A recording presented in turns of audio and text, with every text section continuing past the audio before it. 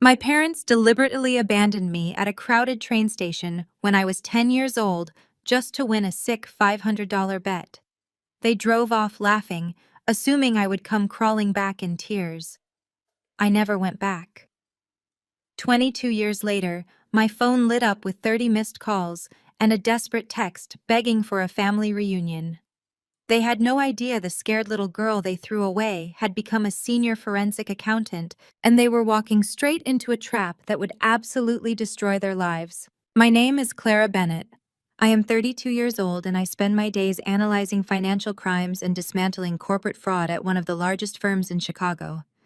Before I tell you how I turned my parents' toxic manipulation into their ultimate downfall, let me know where you are watching from in the comments below. Hit that like button and subscribe to the channel if you have ever had to stand up and completely reinvent yourself after the people who were supposed to love you threw you away. It was a Tuesday afternoon, and the Chicago skyline was blanketed in a thick gray fog.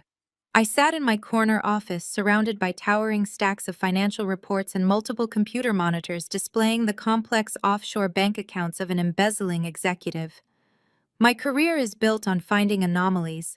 I uncover ghost accounts, wire fraud, and identity theft rings. The irony is never lost on me that my entire professional life revolves around finding the truth that liars try so desperately to hide. My mind was entirely focused on tracing a missing $2 million when my personal cell phone began to vibrate against the polished mahogany desk. I ignored it at first. Then it vibrated again and again. The buzzing became a relentless, frantic rhythm. I picked up the device and frowned. My screen showed 30 missed calls from 5 different unsaved numbers. In my line of work, a sudden flood of calls usually means a panicked client or a compromised account. I swiped open my notifications and saw a single text message that made the ambient noise of the city outside my window fade into absolute silence. The message read, "Clara, it is Mom. We finally found you. We need to meet immediately. The family is in trouble." There was no surge of panic. My hands did not shake. My breathing remained perfectly steady. As a forensic accountant, I am trained to look at data without emotional attachment, and this text message was the biggest red flag I had seen all year. Patricia and Richard, the people whose DNA I unfortunately shared, were not reaching out because they experienced a sudden miraculous wave of parental love. I stared at the glowing screen, and instead of feeling the warmth of a long-lost family, my physiological response was a wave of pure, absolute ice. The memory hit me with sharp, unforgiving clarity. I was 10 years old again, standing on the cold marble floors of Union Station. The air smelled of diesel fuel, damp coats, and roasted almonds. Thousands of commuters rushed past me, their rolling suitcases clattering loudly against the stone. I was clutching a cheap pink backpack and a crumpled $20 bill that my father Richard had shoved into my pocket an hour earlier. Patricia had told me to wait by a massive concrete pillar while they went to check the train schedule. I waited for what felt like an eternity. When my legs began to ache, I wandered toward the grand exit doors to look for them. I did not find them at the ticketing counter. Instead, I spotted Patricia and Richard standing near the taxi stand outside, huddled with my aunt. I crept closer, hiding behind a metal luggage cart, relieved that I had found them. But before I could call out, I heard my mother speak. "I bet you $500 she cannot even find her way out of the terminal," Patricia said, her voice dripping with cruel amusement. "Leave the useless brat," Richard replied, laughing as he jingled his car keys. "Let us see if she begs her way home. She has been whining all morning anyway." They shook hands on the bet.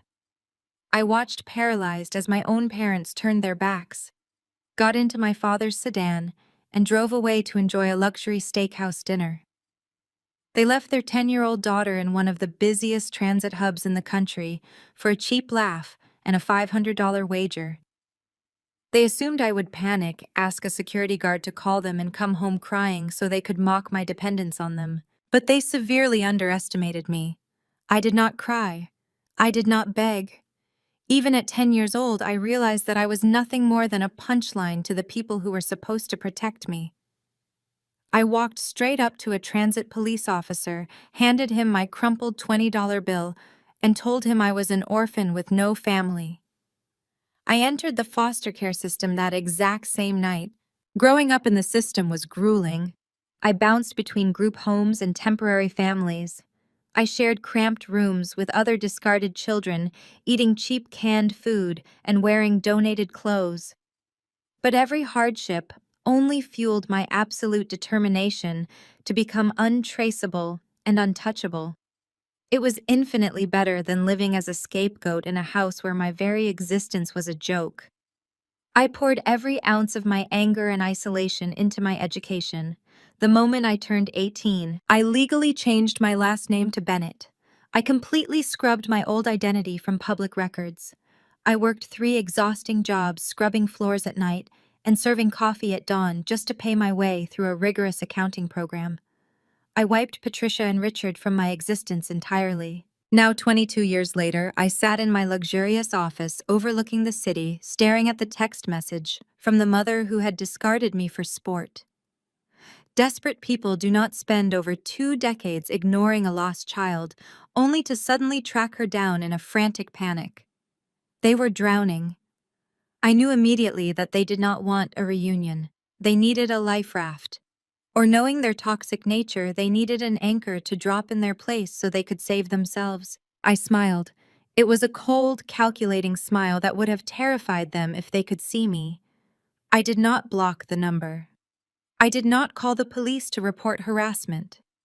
Instead, I picked up my phone, leaned back in my leather chair, and typed a chillingly brief response: time and place. I tossed the phone face down onto the polished wood of my desk. The screen went dark, but the adrenaline in my veins surged with a cold electric precision. A normal person might have broken down crying. A normal daughter might have called her therapist hyperventilated or felt a desperate lingering hope that her parents had finally seen the error of their ways. I felt absolutely none of those things. My parents were predators, and predators only hunt when they are starving. I turned my attention to my triple monitor setup, my fingers hovering over the mechanical keyboard. I was not a traumatized 10-year-old child anymore. I was a certified forensic auditor with clearance to access the most robust financial tracking databases in the country. It was time to follow the money. I logged into a secure skip tracing software typically reserved for investigating corporate embezzlement. I typed in my birth name, the name I had legally abandoned when I entered the foster system, and carefully entered my original Social Security number. For 22 years, I had ignored those 9 digits, locking them away in the darkest corners of my memory. I hit enter. The database churned for a fraction of a second before the screen exploded with search results. Red flags, warning banners, and complex corporate links flooded the monitor. I leaned closer, my eyes narrowing as the sheer volume of data painted a horrifying picture. First, I ran a basic asset check on Patricia and Richard. From the outside, they likely still projected the image of affluent suburban elites, but the financial footprint told a story of utter desperation. Richard's boutique brokerage firm, which he had always paraded as a towering success, was hemorrhaging capital. The liquidity ratios were disastrous.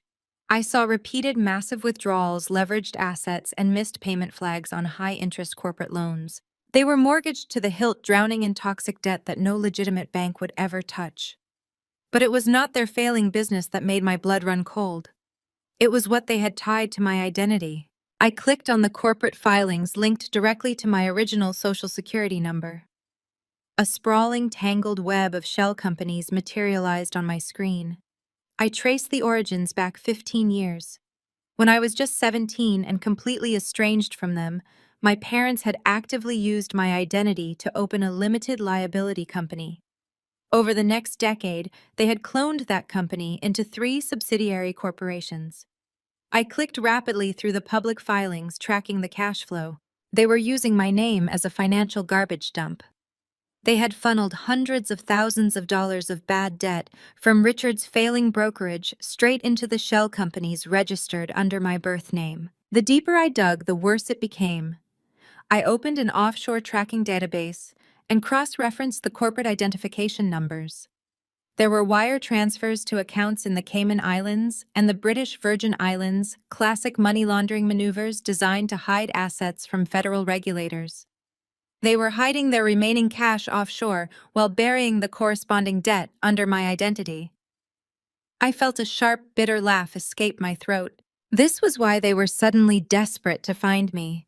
They had constructed a massive financial house of cards and the wind was starting to blow. I opened the federal tax registry and ran a final query on my old Social Security number. The screen flashed bright red. There were 3 active federal tax liens filed by the Internal Revenue Service against the primary shell company. The total unpaid tax liability combined with penalties and interest was staggering. My parents had racked up nearly $3 million in debt to the federal government. The IRS does not send polite reminders when you owe them $3 million. They freeze assets, they seize property, and they prepare federal indictments. The Securities and Exchange Commission was undoubtedly circling right behind them, ready to investigate Richard's brokerage for wire fraud and asset concealment. The entire picture snapped into crystal clear focus. Patricia and Richard were terrified. They were staring down the barrel of a massive federal investigation that would end with both of them in prison. They needed a scapegoat. They needed the official director of those shell companies to suddenly appear, sign a few documents acknowledging legal responsibility, and take the fall. They wanted me to step into the crosshairs of the federal government so they could walk away clean. They abandoned me for $500 when I was a child, and now they wanted to sacrifice my freedom to save their own miserable skins. I did not feel fear. I felt a surge of absolute terrifying power. They had no idea who they were dealing with. They assumed I was still a vulnerable, uneducated girl who could be easily manipulated with a fake smile and a few dollars. They did not know I spent 50 hours a week putting people exactly like them behind bars. I began downloading every single document, every wire transfer receipt, every tax lien notification. I organized the files into a secure, encrypted folder on my private server. I was building a digital guillotine, and I was going to let them place their own heads on the chopping block. Just as my encrypted transfer completed, my phone buzzed against the desk. It was Patricia again. The text read, "We are at the Grand Monarch on Michigan Avenue, tomorrow at noon. Please come. We have so much to make up for. We miss our little girl." The sheer audacity of the message made my jaw clench. The Grand Monarch was an absurdly expensive restaurant, a calculated choice meant to intimidate me with their fake wealth and force me into submission. They wanted to dazzle me with luxury so I would not look too closely at whatever poison pen they were going to hand me. I grabbed my phone and typed a single word in reply. Perfect. I locked my computer terminal and stood up, smoothing the wrinkles from my tailored suit. I was ready to step straight into the viper's nest, but I was bringing the venom. I left the office building and caught a cab straight to the penthouse I shared with Leo. Leo was a corporate economic lawyer, 34 years old, with a mind as sharp as a scalpel and a completely ruthless approach to litigation. We had met 3 years ago across a negotiation table dismantling a corrupt hedge fund, and we had been inseparable ever since. When I walked through the door of our home, he was standing by the kitchen island reviewing a stack of contracts. I did not say a word. I simply dropped my encrypted laptop onto the marble counter, unlocked it, and pulled up the offshore routing data and the federal tax liens. Leo poured 2 glasses of scotch and leaned over the screen. He read through the documents in complete silence for 10 minutes. The only sound in the room was the soft hum of the city traffic far below our windows. When he finally looked up, his eyes were dark with professional fury. "They stole your identity to build a financial sinkhole," Leo said, tapping the screen where the $3 million IRS liability glowed red. "And now they are trying to hand you the shovel." "Exactly," I replied, taking a sip of my drink. "Richard is bleeding capital from his brokerage firm, funneling the bad debt into these shell companies, registered under my birth name. They are heavily leveraged. The federal authorities are already circling. Patricia just texted me asking for a tearful family reunion tomorrow at noon. They need the official director to step out of the shadows, sign a few liability waivers, and take the ultimate fall." Leo immediately went to work. He opened his own laptop and accessed a secure legal portal. "We need an airtight barrier around you before you even walk into that restaurant," he said, his fingers flying across the keys. I am pulling the federal statutes on corporate identity theft and statute of limitations for fraudulent incorporation. We are going to draft a preemptive affidavit. You will sign a sworn declaration under penalty of perjury detailing the discovery of these fraudulent entities. We will have it time-stamped and notarized tonight. That way, whatever poison pill they slide across the table tomorrow, you are completely insulated. We spent the next 4 hours turning our dining room into a war room. We printed financial charts, highlighted cross-border wire transfers, and mapped out the exact criminal exposure Patricia and Richard were facing. It was a masterclass in financial self-destruction. They had been sloppy. They had used unsecured networks to transfer funds to the Cayman Islands and left digital fingerprints all over the incorporation documents. Leo drafted the legal shield perfectly. By midnight, we had a bulletproof digital dossier ready to be handed directly to the federal authorities the second my parents tried to spring their trap. With the legal safety net securely in place, my attention turned to the psychological warfare of tomorrow. Patricia and Richard operated entirely on vanity and ego. They perceived the world purely through the lens of wealth and social hierarchy. If I walked into the Grand Monarch wearing my tailored designer suit, carrying my expensive leather briefcase, their guard would instantly go up. They would realize I was successful, and they would change their tactics. I needed them to believe I was desperate. I needed them to see the pathetic, broken girl they assumed they had created when they abandoned me at that train station. I walked into my expansive walk-in closet and completely bypassed the rows of high-end business wear. I dug into a donation bin I had been meaning to drop off at a local charity. I pulled out a faded, oversized beige cardigan that had begun to pill at the elbows. Next, I grabbed a pair of generic, ill-fitting black slacks that lacked any sort of modern tailoring. I rummaged through the bottom of the closet until I found a pair of scuffed, cheap synthetic leather flats. They were worn down at the heels and looked exactly like the footwear of someone who spent 8 hours a day standing on their feet for minimum wage. I brought the outfit out to the bedroom and laid it on the mattress. Leo walked in, holding our finalized legal affidavits, and raised an eyebrow at the pathetic pile of clothing. "You are going undercover," he noted with a slight smirk. "I am giving them exactly what they want to see," I explained, holding up the frayed cardigan. "Patricia needs to feel superior to breathe. If I show up looking like a tired, broke lower-level office clerk who is drowning in bills, she will drop all her defenses. She will act arrogant. She will talk too much. She will lay all her cards on the table because she will be absolutely convinced that I am too stupid and too desperate to understand what I am signing." Leo nodded, his eyes gleaming with anticipation. "You are going to let them dig their own graves. I am going to hand them the shovels," I corrected him. The next morning, I woke up early to perfect the disguise. I washed my face but applied no makeup, letting the natural shadows under my eyes show through. I tied my hair back into a messy, uneven ponytail with a cheap elastic band. I slipped into the oversized slacks and the faded cardigan. The fabric felt rough and uncomfortable, but it played the part flawlessly. I slipped my feet into the scuffed flats and grabbed a battered canvas tote bag instead of my usual structured briefcase. I looked in the mirror. Staring back at me was a defeated, exhausted woman who looked completely crushed by the weight of the world. Patricia and Richard would take one look at me and internally celebrate their impending victory. Leo handed me a tiny, discreet audio recording device disguised as a plain black pen. He clipped it seamlessly into the front pocket of my cardigan. Illinois is a two-party consent state for recordings used in court. Leo reminded me, adjusting the pen slightly. "But you are not bringing this to court. You are using this to document their exact leverage points for the federal investigators. Get them to admit the debt is theirs. Get them to offer the bribe." "I will," I promised, slipping my phone into my pocket. I walked out of the penthouse and caught a bus toward the magnificent stretch of Michigan Avenue. The Grand Monarch was an opulent fortress of crystal chandeliers, velvet seating, and $100 appetizers. It was the exact kind of place Patricia would choose to assert her dominance. I stepped off the bus and looked up at the gold-plated awning. My heart beat with a steady, rhythmic calm. The terrified 10-year-old girl who cried at Union Station was long dead.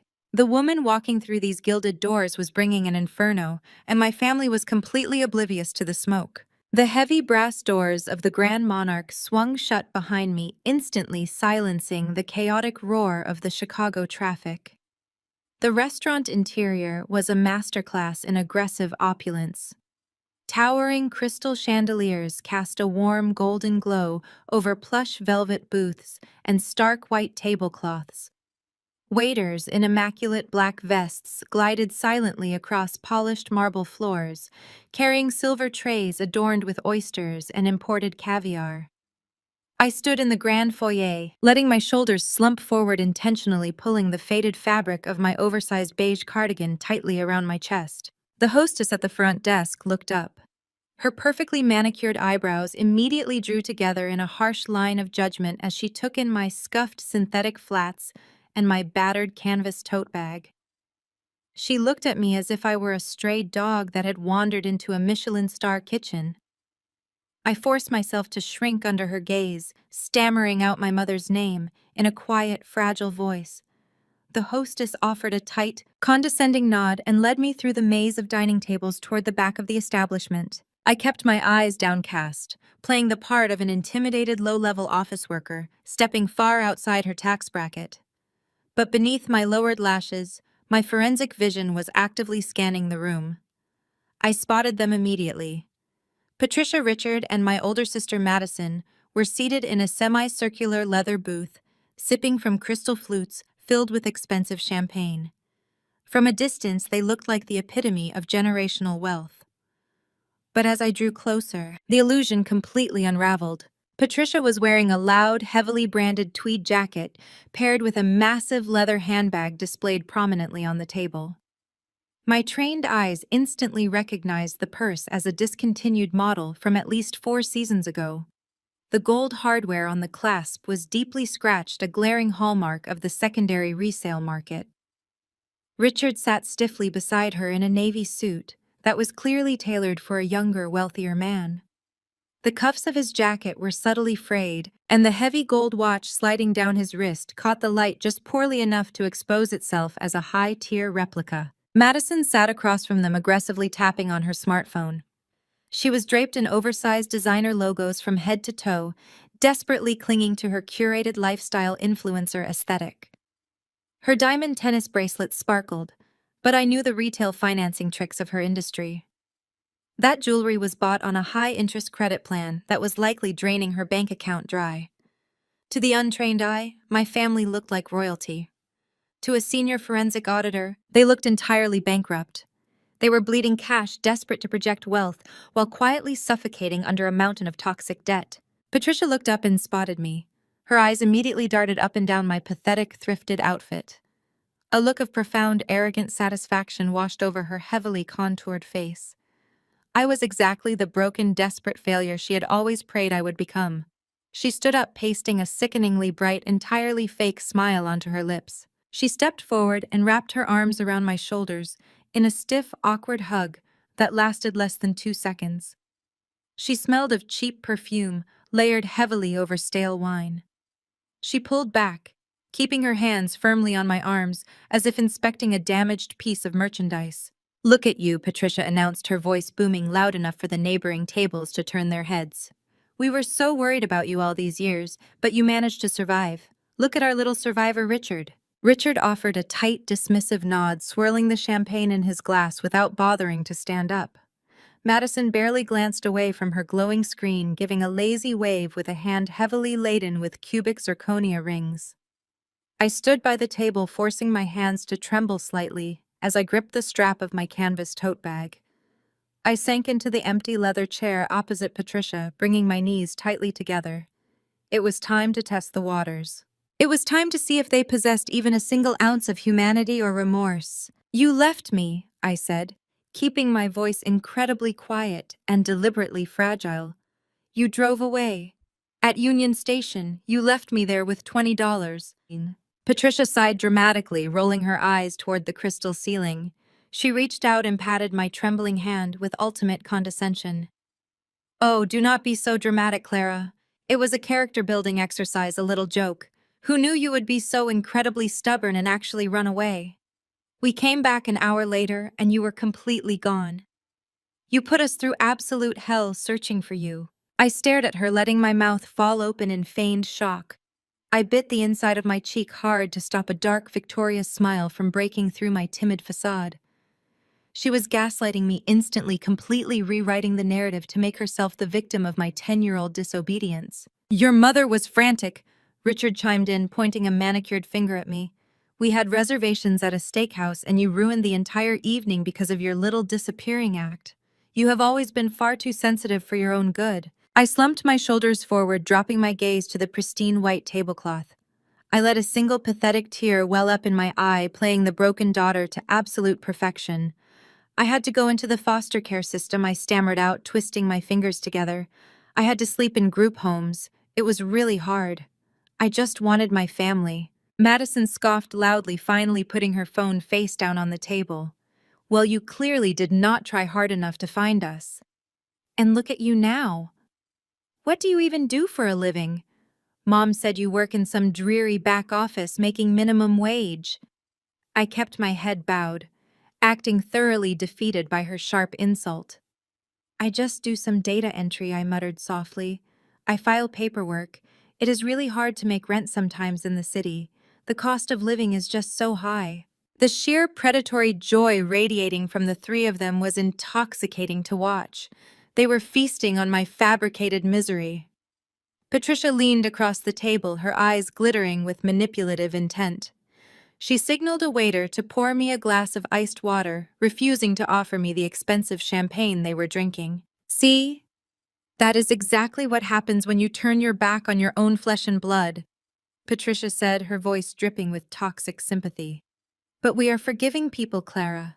We are willing to let the past go and bring you back into the fold. You clearly need our guidance right now. I nodded meekly, reaching out with a shaking hand to take a sip of the ice water. The trap was perfectly set.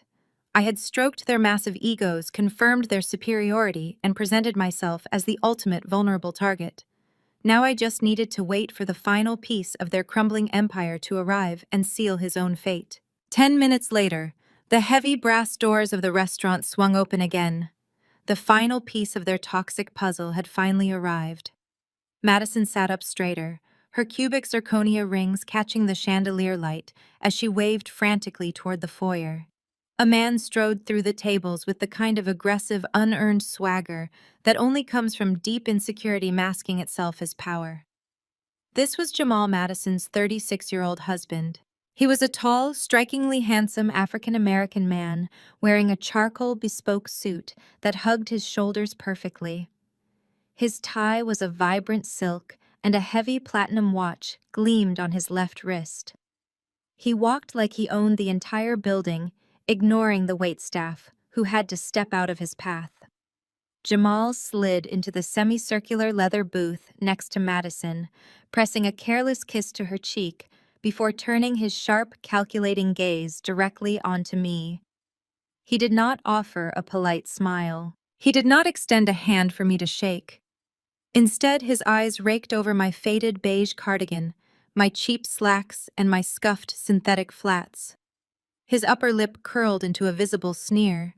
He looked at me with the exact same expression one might use when discovering a stain on a newly purchased luxury rug. Madison clapped her hands together, breaking the heavy silence. Jamal, babe, this is Clara. The prodigal sister returns.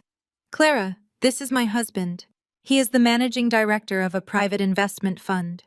Jamal leaned back against the plush velvet upholstery and crossed his arms over his chest. He let out a low, breathy chuckle that dripped with pure condescension. So this is the famous runaway, he drawled, his voice deep and entirely devoid of warmth. I have heard all the stories.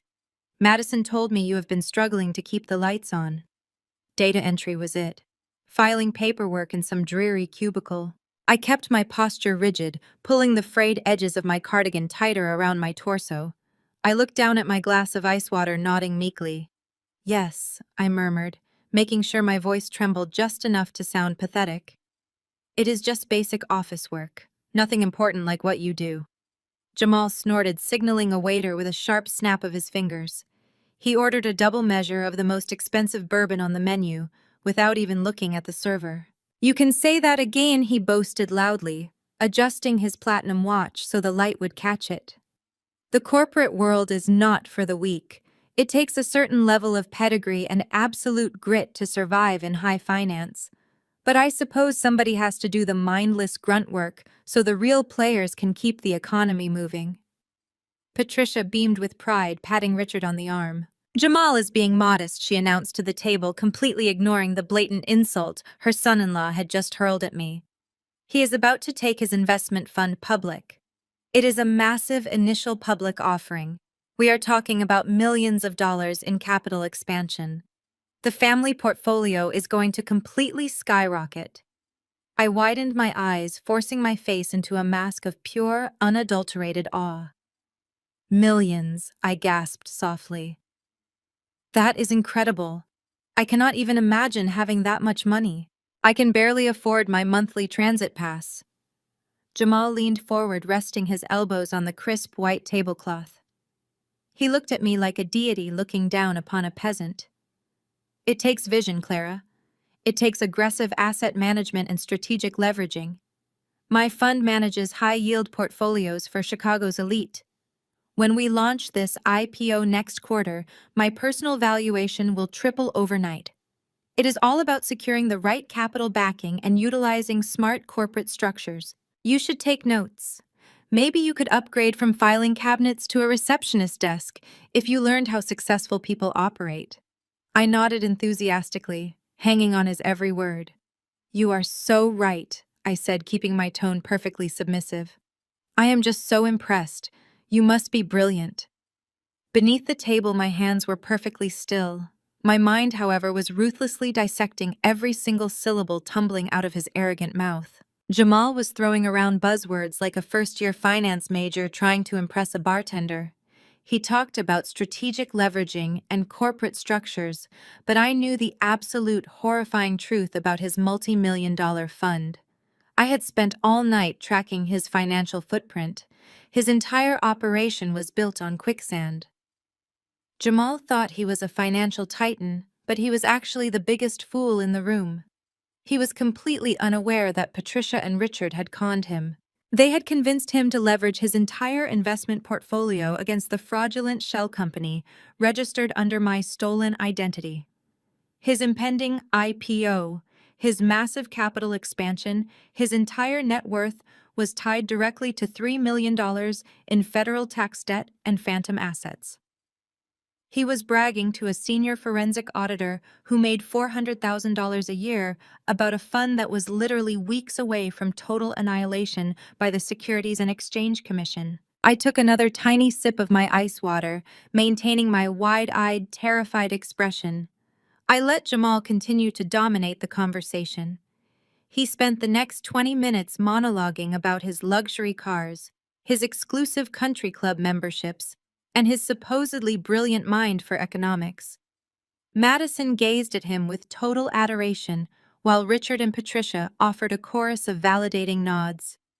I sat silently in my thrift store cardigan, offering the occasional gasp of manufactured wonder. I was actively feeding their massive egos, inflating them like balloons that were destined to pop. They felt completely in control of the narrative, blissfully unaware that I held the needle.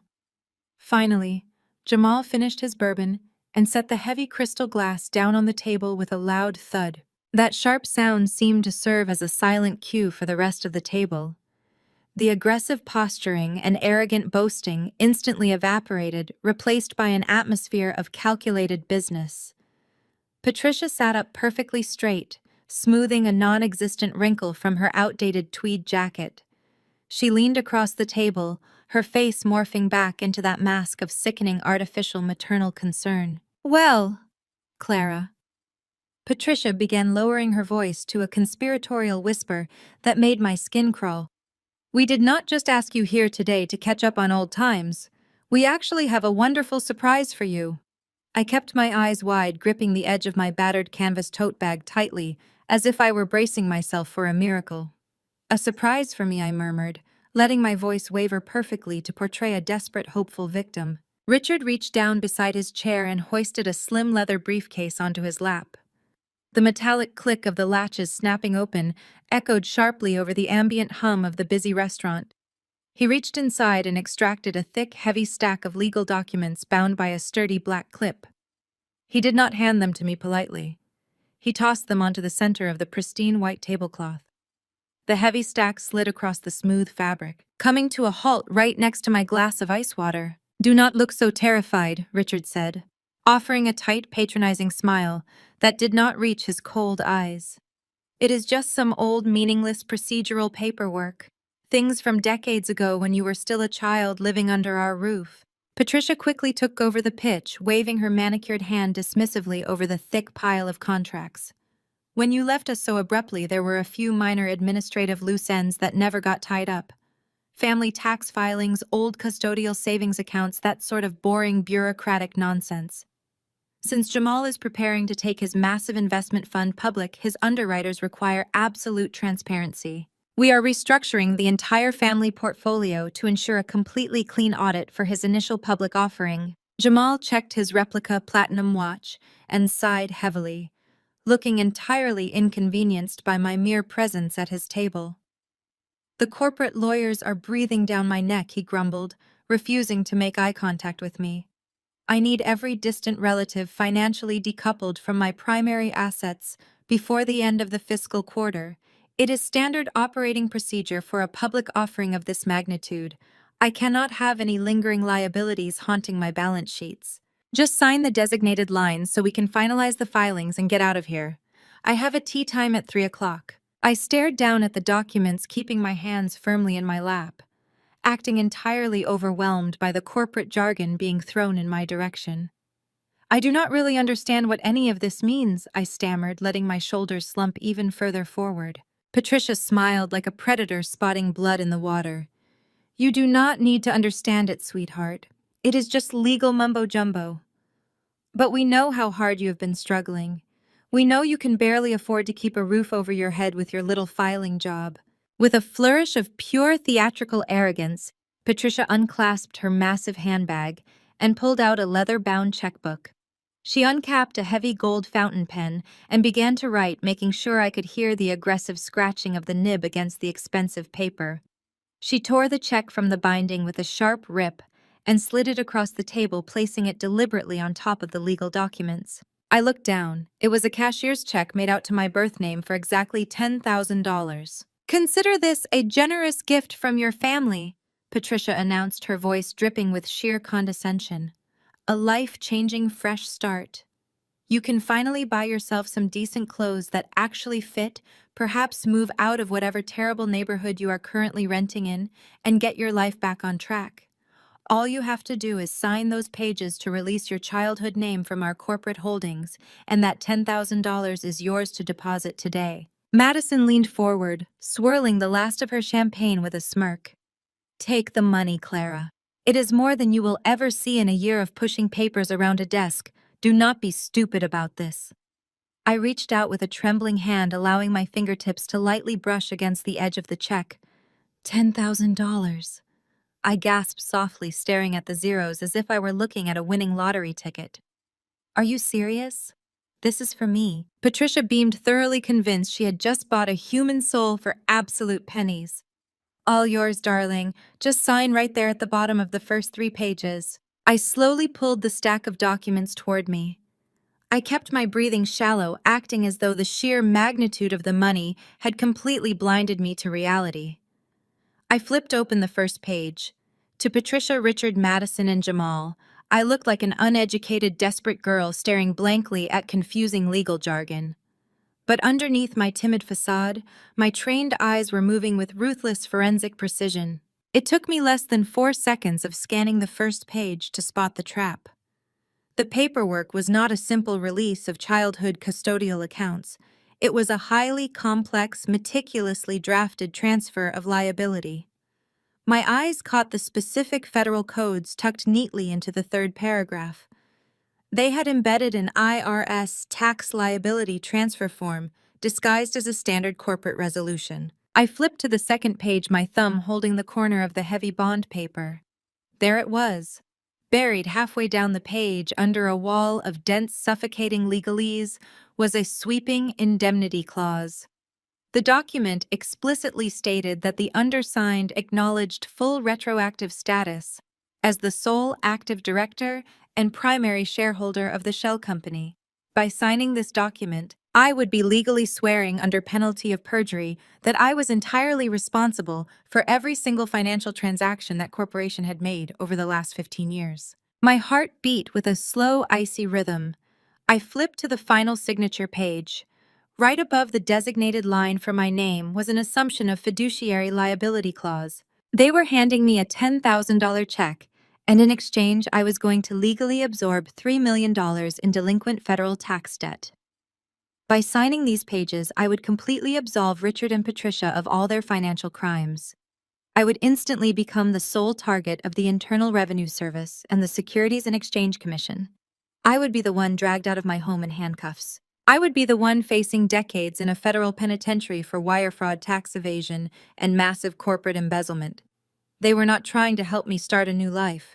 They were trying to completely destroy it so they could save their own. I kept my face perfectly blank, ensuring the mask of the naive, overwhelmed sister remained perfectly intact. I let my finger trace the signature line, acting as if I were searching for a pen. The sheer audacious evil of their plan was staggering, but my digital guillotine was already built. I just needed to lure them onto the main stage to drop the blade.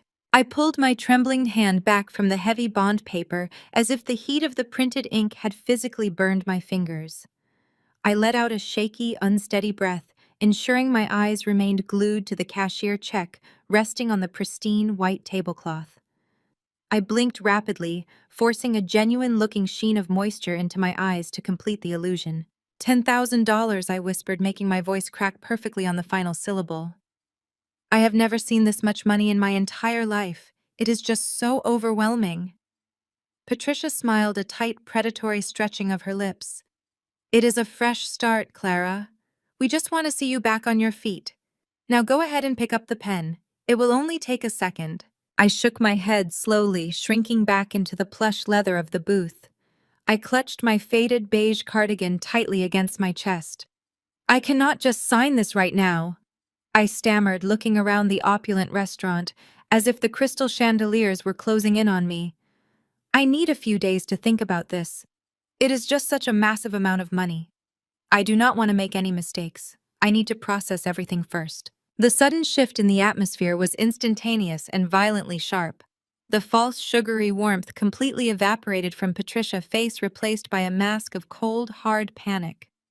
Richard stiffened in his seat, his jaw clenching so tightly I could see the muscle twitching beneath his skin. Madison let out a loud, dramatic scoff, rolling her eyes toward the ceiling.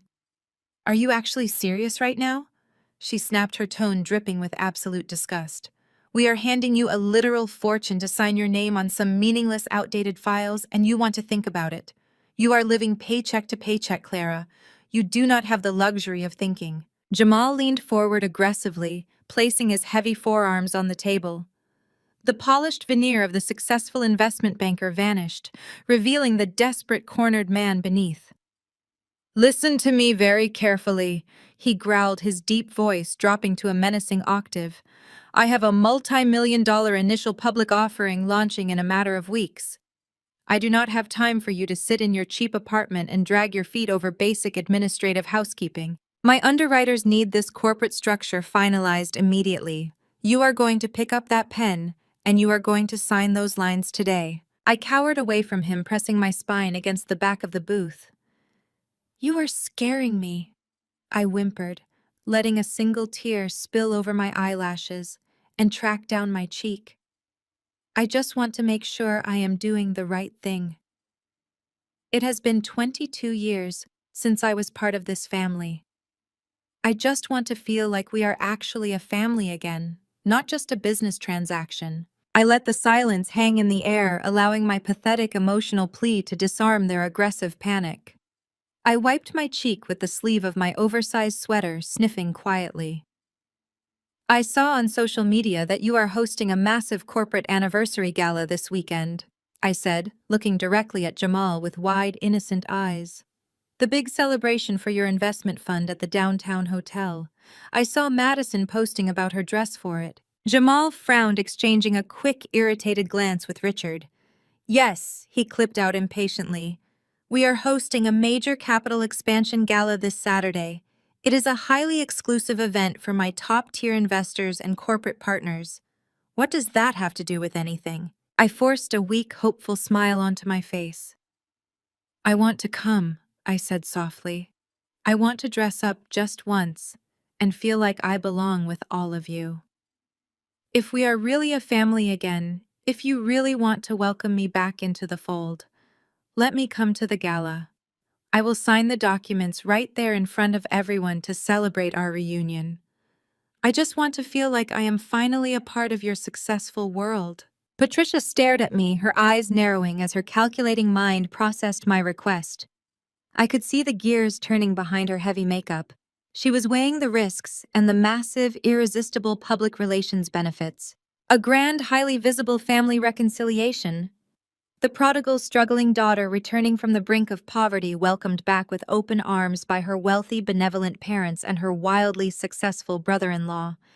It was the exact kind of theatrical, self-serving narrative that Patricia lived for.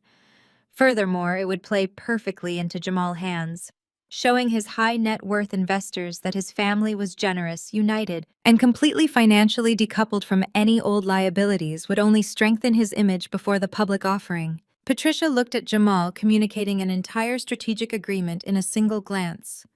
Jamal's tense posture relaxed slightly. He adjusted the cuffs of his bespoke suit, the arrogant smirk slowly returning to his face. He looked at me with a mixture of amusement and profound pity.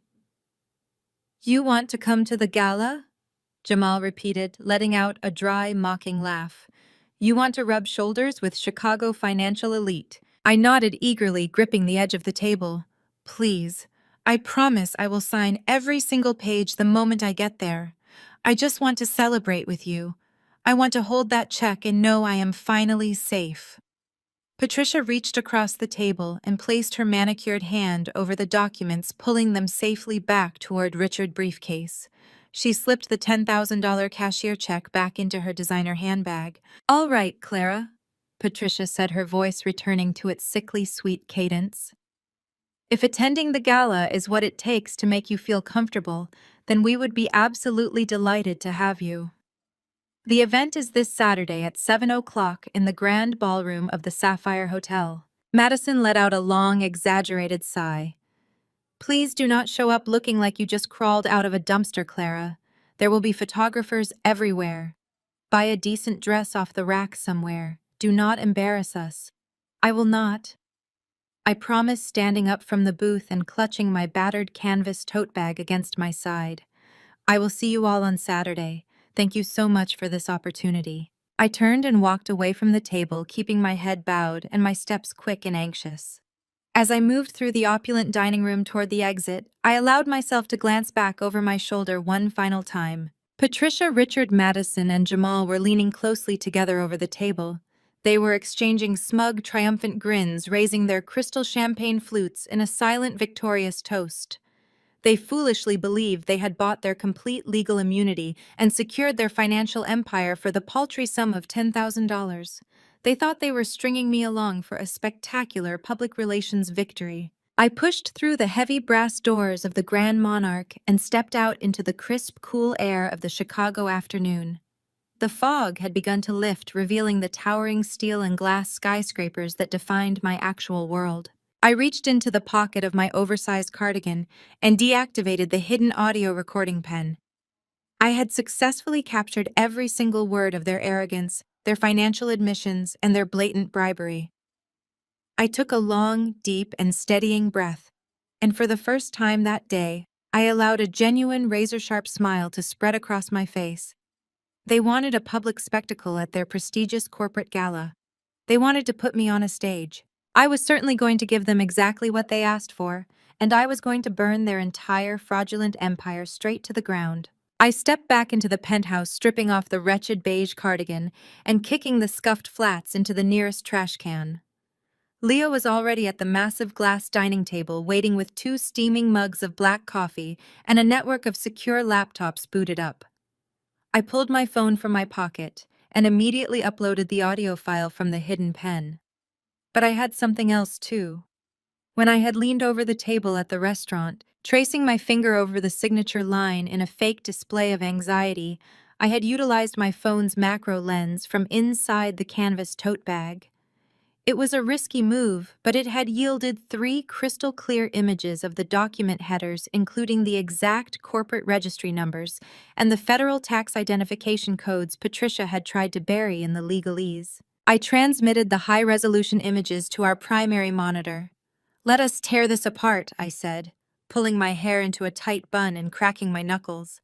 We plunged into the digital abyss. For the next 8 hours, the penthouse became a high-stakes forensic laboratory. We bypassed public registries and dug straight into encrypted federal tax databases, cross-referencing the corporate identification numbers I had captured. The deeper we went into the digital ledger, the more suffocating the reality became. This was not a simple case of tax evasion. This was a masterclass in sociopathic financial manipulation, and I was the cornerstone of their entire criminal enterprise. Leo pulled up the foundational incorporation documents for the primary shell entity, a company listed as Bennett Holdings Group. He highlighted the timestamp of the original filing. The date glowed harshly against the dark screen. "Look at this," Leo said, his voice dropping to a low, dangerous register. I stared at the date. The company was incorporated exactly 3 days after Patricia and Richard abandoned me at Union Station. My blood ran completely cold. They did not just leave a 10-year-old girl to fend for herself because they were selfish or overwhelmed. They discarded me physically, but they kept my identity alive on paper. They realized that a missing undocumented child was the absolute perfect ghost. By maintaining my social security number active in the financial system, they created an untraceable phantom. I was the perfect fall guy because to their knowledge I essentially did not exist anymore. For 22 years, my parents had been using my stolen identity as a financial incinerator. We tracked the cash flow from Richard's supposedly prestigious brokerage firm. Richard was a terrible investor prone to reckless, highly leveraged bets on volatile markets. When his legitimate trades failed, he faced massive margin calls and toxic debt. Instead of declaring bankruptcy and ruining his pristine country club reputation, he systematically bundled those toxic assets and sold them for pennies to Bennett Holdings Group.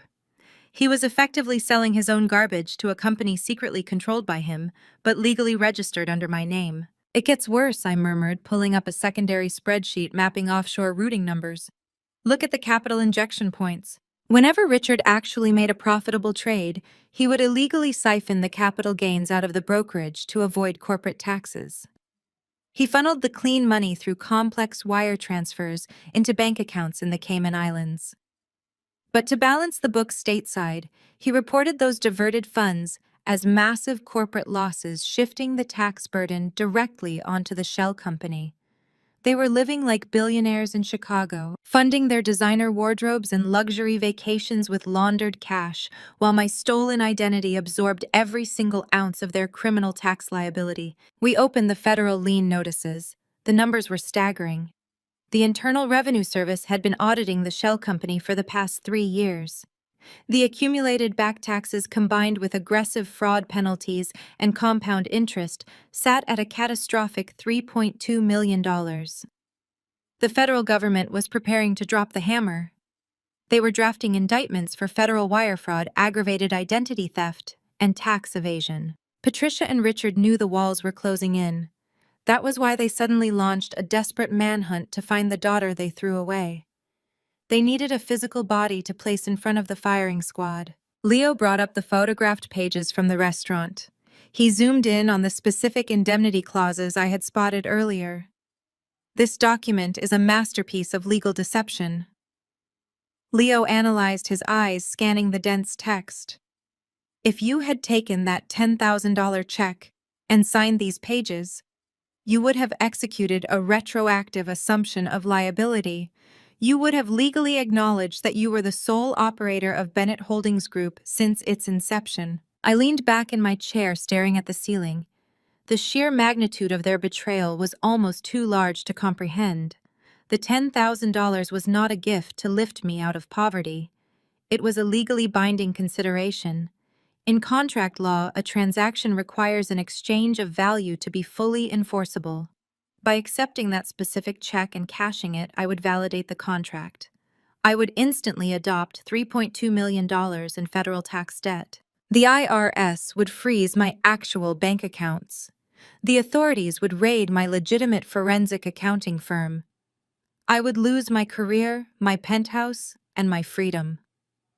Patricia and Richard would walk away completely exonerated, presenting the signed documents to the federal investigators and claiming their estranged, troubled daughter was the mastermind behind the entire fraud.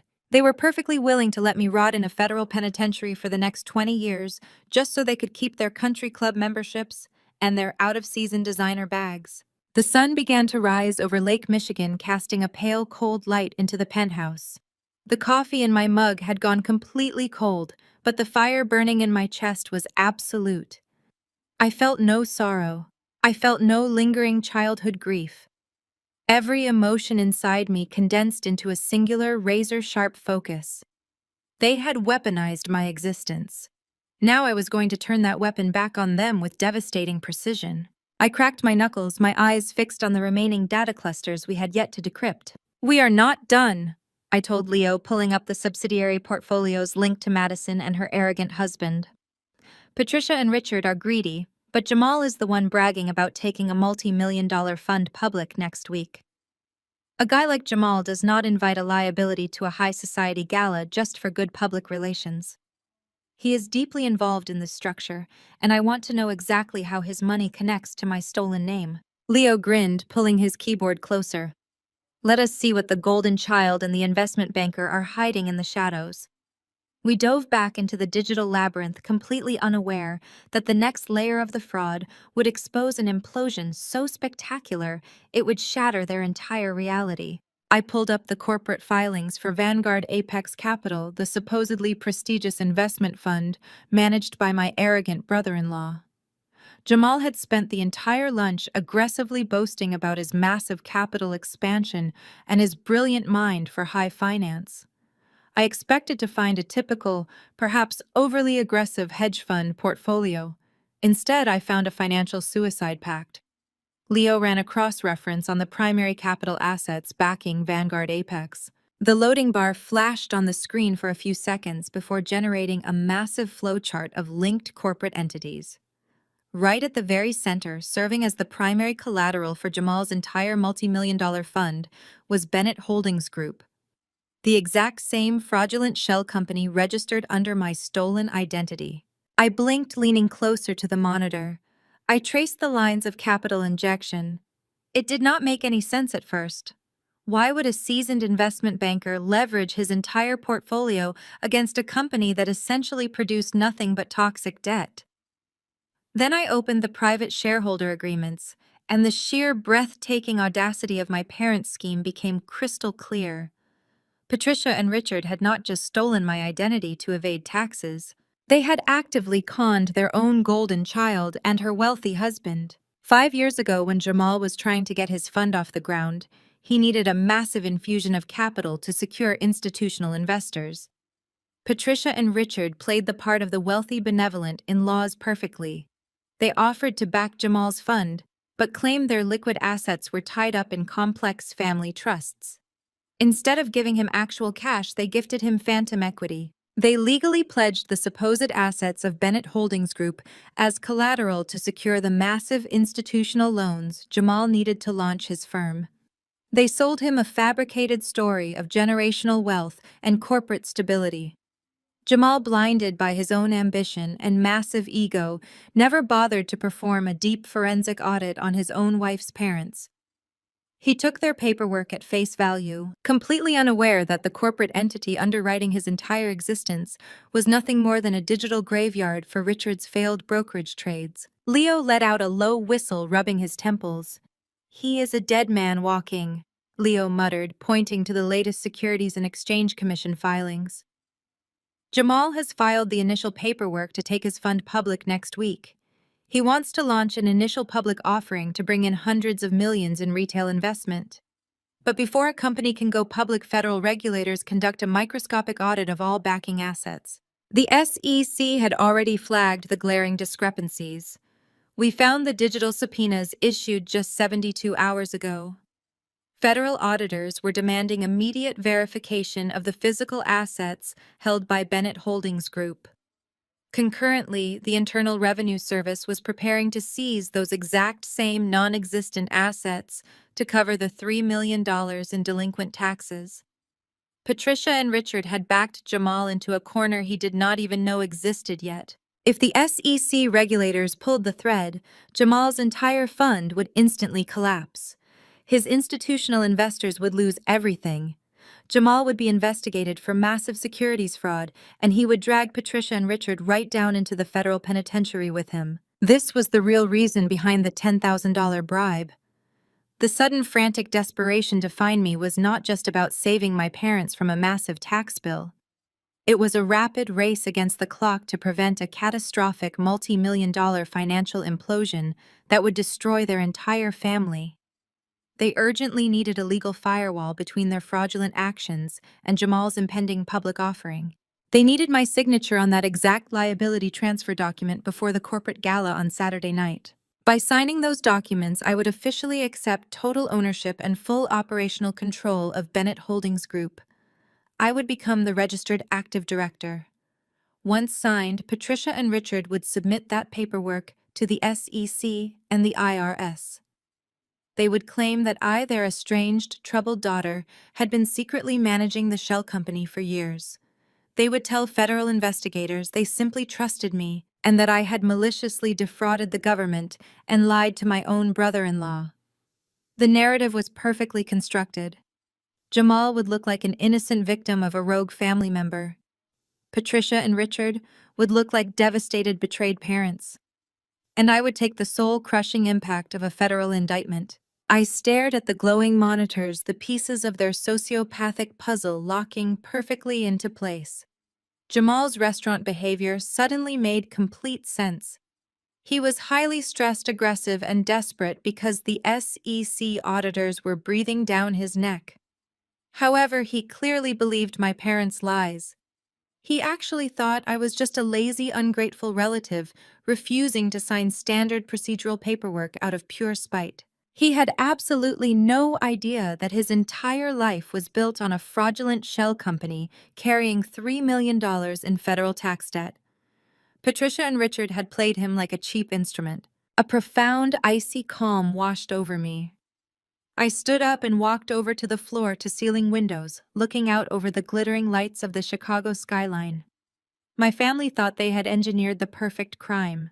They believed they were the smartest people in the room, utilizing an untraceable ghost from their past to absorb the devastating impact of their own greed. They wanted to parade me around their corporate gala force, a pen into my hand, and watch me sign my life away while celebrating their immunity. I turned back to Leo, the reflection of the data streams glowing in his dark eyes. "We are not just going to alert the authorities," I said, my voice steady and resolute. "If we just hand these files over to the FBI privately, Patricia and Richard will find a way to spin it. They will hire expensive lawyers, claim ignorance, and try to drag the litigation out for years. We are going to do exactly what they asked. We are going to attend Jamal's highly anticipated corporate anniversary gala. We are going to let them set the grand stage and spotlight the family reunion. But when they hand me the microphone to sign my life away, I am going to detonate this bomb in front of everyone they have ever tried to impress. This will not be a quiet surrender behind closed doors.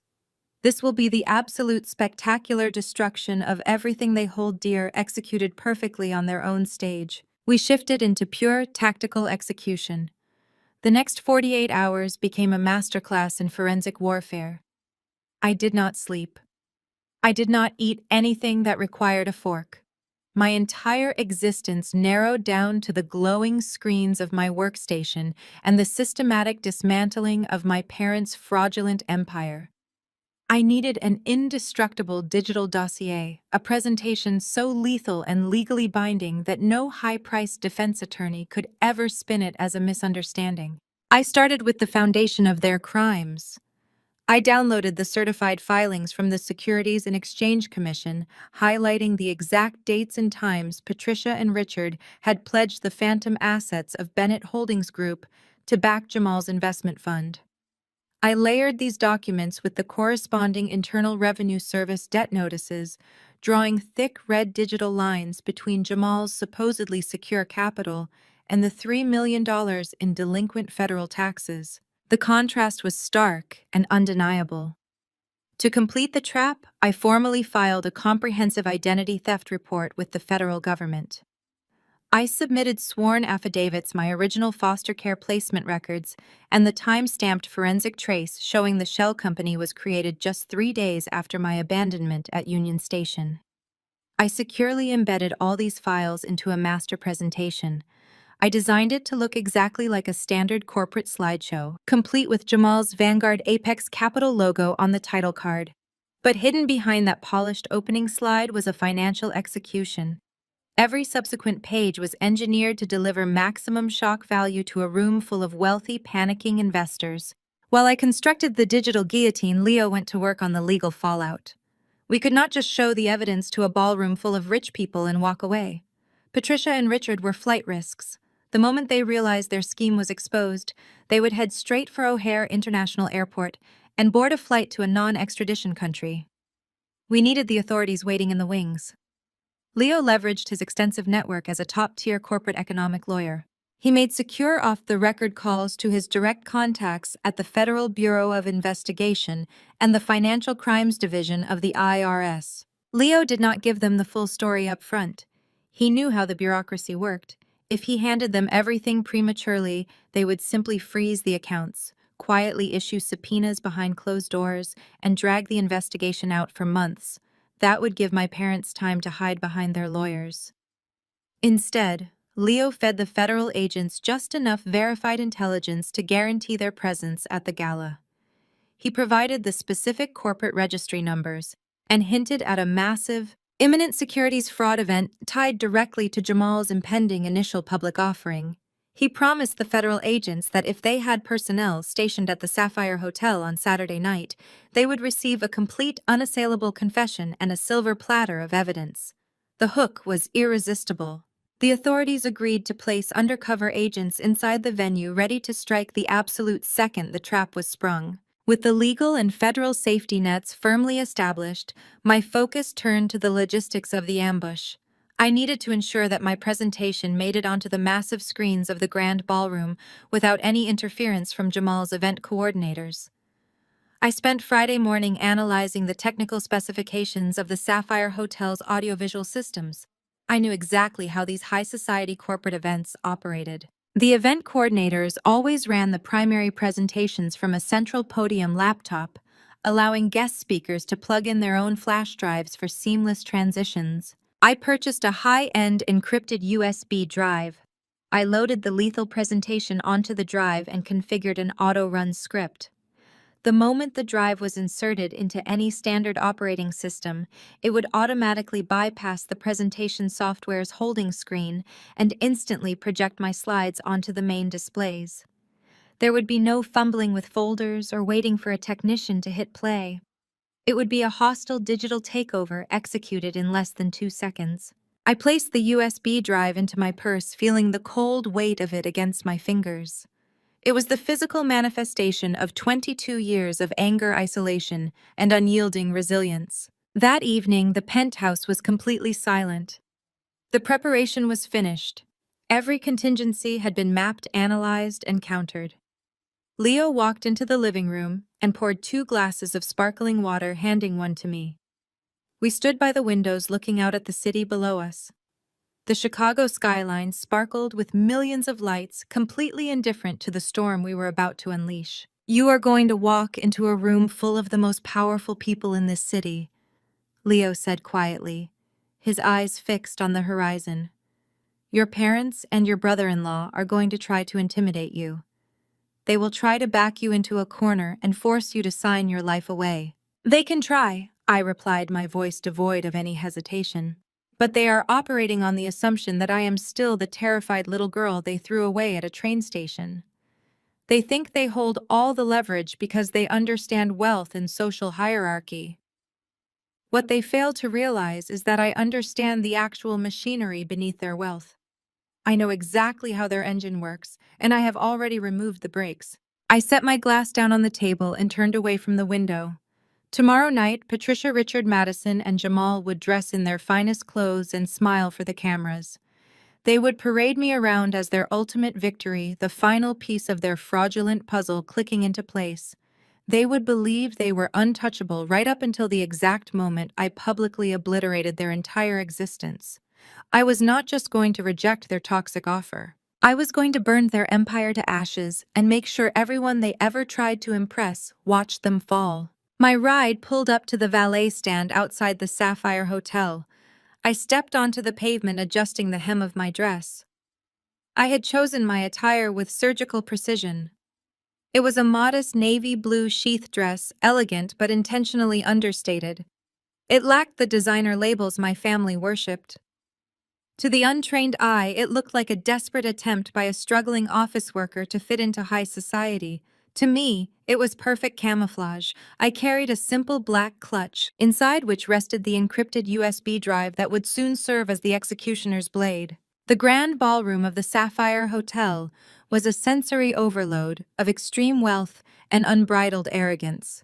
Massive chandeliers dripped with crystal, illuminating a sea of tailored tuxedos and glittering evening gowns. Waiters circulated with champagne navigating past Chicago's financial elite. These were the investors who had foolishly entrusted their capital to my brother-in-law. I stood near the sweeping floral arrangements at the entrance, letting my shoulders drop just a fraction to project a sense of overwhelming insecurity. I barely had time to scan the room before a sharp, manicured hand clamped down on my wrist. "Clara, you actually made it," a shrill voice announced. I turned to see my older sister Madison glaring at me with a heavily contoured smile. She was wearing a blindingly silver sequined gown that practically screamed for attention, diamonds dripping from her neck and wrists. She looked me up and down, her eyes narrowing as she assessed my modest navy dress. She tightened her grip on my arm, viewing me not as a sister but as a prop for her narrative. "Come along," Madison ordered, her voice laced with sheer condescension. "There are some very important people I need you to meet. Try to smile and let me do the talking. We do not want you saying anything embarrassing in front of Jamal's keybackers." I lowered my gaze, nodding meekly. "Absolutely, Madison. I will follow your lead." She practically dragged me toward a cluster of older, distinguished-looking men standing near the center ice sculpture. They were swirling expensive bourbon in their glasses, discussing international market trends. Madison inserted herself into their circle with practiced ease, flashing her artificially white teeth. "Gentlemen," Madison interrupted loudly, drawing the attention of several nearby tables, "I want to introduce you to my younger sister, Clara. She has had a very difficult life, making some incredibly poor choices that left her quite destitute. But our family believes in second chances. Jamal and my parents are stepping in to rescue her from complete financial ruin today. We are bringing her back into the fold and setting her up with a fresh start." The investors exchanged awkward, politely sympathetic glances. They looked at me with the exact mixture of pity and discomfort that Madison had intended to provoke. "It is very noble of your family to take care of their own," one of the older men said, offering me a tight, dismissive nod. "Jamal was telling us how much he values loyalty. You are very lucky to have them supporting you, young lady." I forced a wavering, incredibly grateful smile onto my face. "I am so lucky," I whispered, keeping my voice soft and deferential. "I do not know where I would be without their incredible generosity. They are giving me a literal lifeline tonight." Madison beamed, practically vibrating with the thrill of her own manufactured benevolence. She patted my shoulder condescendingly. We could not let her live in those conditions anymore. Family has to elevate family. As she continued to spin her web of philanthropic lies, my forensic mind was actively cataloging every single face in that circle. I recognized the older man who had just spoken. He was the managing director of a massive regional pension fund. The man standing next to him represented a syndicate of private medical investors. They were currently entrusting hundreds of millions of dollars to Vanguard Apex Capital. They stood there sipping premium liquor, completely oblivious to the fact that their entire investment was leveraged against a fraudulent shell company carrying $3 million in delinquent federal tax debt. Jamal's incompetence and my parents' sociopathic greed were about to vaporize their client's retirement savings. Madison paraded me through the ballroom like a rescued stray dog. We stopped at 4 different groups of high-profile backers. Each time the script was exactly the same. She loudly highlighted my supposed poverty, my past failures, and my desperate need for the family's financial intervention. She painted Patricia, Richard, and Jamal as my ultimate saviors. I played my role flawlessly. I kept my head down, murmured my profound thanks, and acted thoroughly intimidated by the sheer wealth surrounding me. Every humiliating introduction only fed the fire in my chest. Across the room, I spotted Jamal holding court near the main stage. He was holding champagne, laughing loudly at his own jokes, exuding the arrogance of a man who believed he had outsmarted the entire financial sector. Near the VIP section, Patricia and Richard were mingling with city officials, accepting compliments on their beautiful family and their impending corporate expansion. They looked so secure, so completely insulated by their stolen money and their fraudulent empire. But I was not just observing the criminals and their victims. My trained eyes caught the subtle anomalies in the crowd. I noticed a man in a sharp but generic gray suit standing perfectly still near the service doors, nursing a glass of club soda without taking a single sip. I spotted a woman in a dark evening gown positioned near the primary exit, her eyes continuously scanning the room with tactical precision. Leo had kept his promise. The undercover federal agents were already in position, silently watching this masquerade unfold. Madison finally released my arm as a waiter passed by with a tray of hors d'oeuvres. "Stay right here," Madison commanded, pointing a perfectly manicured finger at the floor. "Do not wander off, and do not talk to anyone about your little filing job. Jamal wants to get this signing ceremony over with before his keynote speech." "I will wait right here," I promised softly. As Madison turned and sashayed away to secure another glass of champagne, I let the terrified facade slip for just a fraction of a second. I stood in the middle of the glittering ballroom, surrounded by the absolute elite of Chicago, holding the digital weapon that would turn this opulent celebration into a federal crime scene. The trap was fully set, the audience was completely captivated, and the main act was finally ready to begin. I barely had time to steady my breathing before a rough hand clamped down tightly on my shoulder. It was Richard. His grip was entirely devoid of the polished paternal warmth he had projected just moments earlier in front of the city officials. His fingers dug into my collarbone with a bruising force. Without a single word, he spun me around and forcibly marched me away from the glittering lights of the main ballroom. We bypassed the elegant champagne towers and the mingling investors, heading straight toward a set of heavy mahogany doors flanked by 2 imposing private security guards. Richard gave the guards a sharp nod.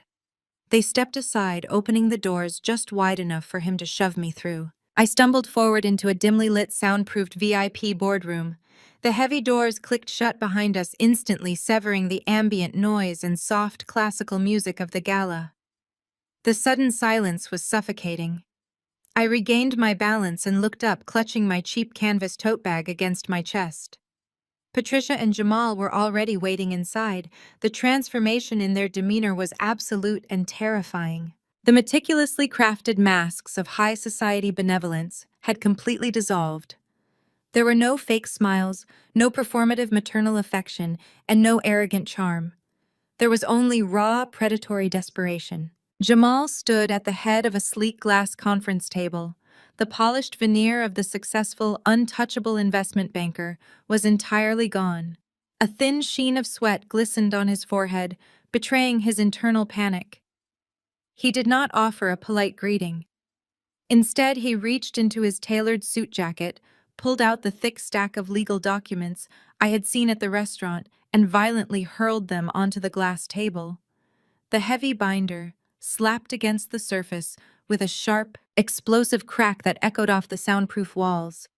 He tossed a heavy gold fountain pen directly on top of the papers. The pen rolled and clattered, stopping inches from my hands.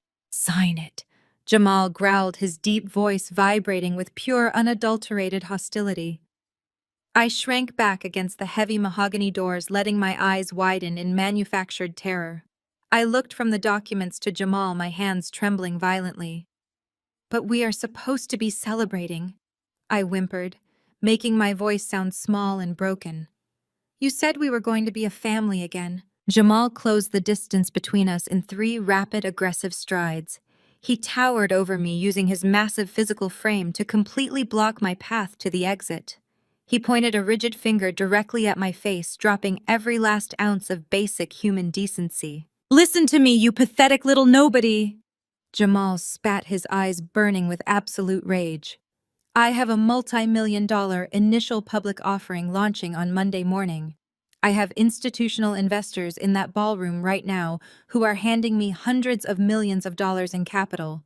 I am not going to let a worthless, uneducated filing clerk derail the biggest financial transaction of my entire career.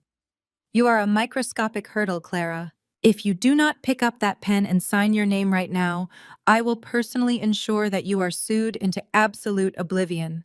My corporate lawyers will freeze your bank accounts, garnish your miserable wages, and drag you through civil court until you are begging for bankruptcy. You will not even be able to afford a cardboard box to sleep in." I pressed my back harder against the wood, letting out a sharp, frightened gasp. "Please," I stammered, looking toward Patricia for help. "Mom, please, he is scaring me." Patricia stepped out of the shadows, her high heels clicking sharply against the hardwood floor. I expected her to play the mediator, to use her sugary sweet manipulation to coax me into submission. Instead, she unleashed decades of toxic venom. She walked right up to me, her face twisting into a mask of pure disgust. "Do not look at me for sympathy," Patricia hissed, crossing her arms over her expensive gown. "Jamal is entirely right. You have been nothing but a massive, embarrassing burden to this family since the day you were born. You owe us, Clara. You owe us for bringing you into this world, for putting clothes on your back, and for tolerating your miserable existence for as long as we did. But I did not do anything wrong." I cried out softly, gripping the edges of my frayed beige cardigan. "You existed," Patricia snarled, stepping so close I could smell the sharp alcohol on her breath. "You were a completely useless, ugly college dropout failure who ran away because you could not handle basic discipline. And now you have the absolute audacity to stand here and hesitate when we are offering you a lifeline. That $10,000 check is vastly more money than a failure like you will ever deserve. It is a charitable handout, and you are going to take it, shut your mouth, and sign the documents exactly as you are told." Richard stepped forward, joining the claustrophobic barricade they had formed around me. He tapped his knuckles impatiently against the glass table. "We do not have time for your emotional theatrics, Clara. The keynote speeches begin in exactly 15 minutes. Jamal needs to walk out onto that stage with a perfectly clean balance sheet. You are going to sign the assumption of liability, you are going to take the check, and then you are going to leave through the service elevator. We do not want you mingling with our investors anymore. Your presence here has served its purpose." The sheer suffocating tension in the VIP boardroom reached its absolute peak. They had effectively cornered me, using every psychological and physical intimidation tactic in their arsenal. They were stripping away my humanity, reducing me to a disposable asset meant to absorb their catastrophic sins. They honestly believed that their wealth and aggression would force me to fold. They thought they had broken my spirit completely. I looked at the heavy gold fountain pen resting on the glass table. I looked at Jamal's sweating, desperate face. I looked at Patricia's arrogant, venomous sneer. Beneath my trembling exterior, my heart beat with a slow, mechanical precision. I was not a terrified victim trapped in a corner. I was a senior forensic auditor, and I was staring at 3 desperate criminals who had just handed me the final key to their destruction. I took a deep, shuddering breath, preparing to launch the counterstrike that would obliterate their entire reality. I stood perfectly still, and slowly the manufactured tremor in my hands ceased. I pulled my shoulders back, squaring my posture as I raised my head. The timid, defeated expression melted away from my face, replaced by the razor-sharp, unyielding composure of a woman who commanded corporate boardrooms for a living. I looked directly into Jamal's eyes, and for a fraction of a second he blinked in pure confusion. The sudden drastic shift in my energy completely caught him off guard. I did not reach for the gold fountain pen resting on the table. I did not even look at the thick stack of legal papers on the glass. When I spoke, the fragile, stammering tone was entirely gone. My voice was a block of solid ice, clear, precise, and completely devoid of fear. "I am not signing anything in the dark," I said, each word dropping heavily into the silent room. "You want my signature to clear your financial path, Jamal. You want me to officially dissolve my connection to these holdings so your underwriters can approve your initial public offering on Monday morning. But I refuse to be treated like an Ling Ren Ganga secret that you shove into a locked back room and smuggle out through a service elevator. If you want my legal cooperation, you are going to have to grant me my respect." Jamal stepped forward, his fists clenching at his sides, his face flushing with a mixture of intense rage and escalating panic. "You do not dictate terms to me, Clara," he snarled, trying to regain his physical dominance over the space. "You are an absolute nobody. You sign the papers right now, or I will personally ensure that my legal team destroys your entire life. You have no cards to play here. Try it," I replied, my tone perfectly level, matching his heat with an absolute sub-zero calm that seemed to unnerve him even further. "Sued into oblivion on what grounds, Jamal? For refusing to sign a private corporate agreement in a locked room under physical and psychological duress. If your high-priced corporate lawyers are as brilliant as you aggressively claimed at lunch, they will tell you that a contract executed under these exact conditions is completely void in a court of law. I know exactly how corporate liability works, and I am not going to be bullied by an investment banker whose entire portfolio is on the brink of failure." Patricia let out a sharp gasp, her heavily lined eyes wide with total shock at my sudden defiance. Richard took a step back, his eyes narrowing as he finally recognized the steel spine beneath my plain clothes. They had expected an easy target, a desperate broken girl who would crumble under the weight of their collective cruelty. They had absolutely no idea they were standing in a room with a senior forensic auditor who had already mapped out their total destruction. I turned my gaze slowly away from Jamal and focused entirely on my mother. I knew her weakness. I understood the precise, predictable psychology of her deep narcissism.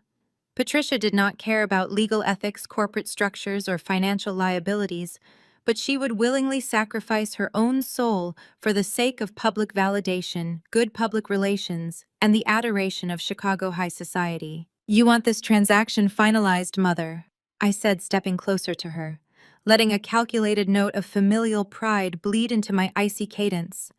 "And I want what is rightfully mine. But if I am going to sign these pages and clear the path for this family's grand expansion, I am going to do it on my own terms. I want this family to publicly acknowledge me. I want everyone in that grand ballroom to see exactly who I am and what I am doing for you tonight.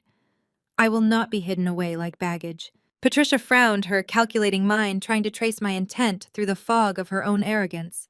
"What exactly are you asking for, Clara?"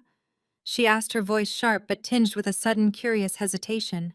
"I want a public reconciliation," I stated, gesturing toward the heavy mahogany doors that separated us from the gala. The keynote speeches are about to begin. The entire financial elite of Chicago is sitting in that grand ballroom, waiting to hear about Jamal's immense corporate success. I want you, Mother, to walk out onto that main stage. I want you to take the microphone and announce our beautiful family reunion to the entire room.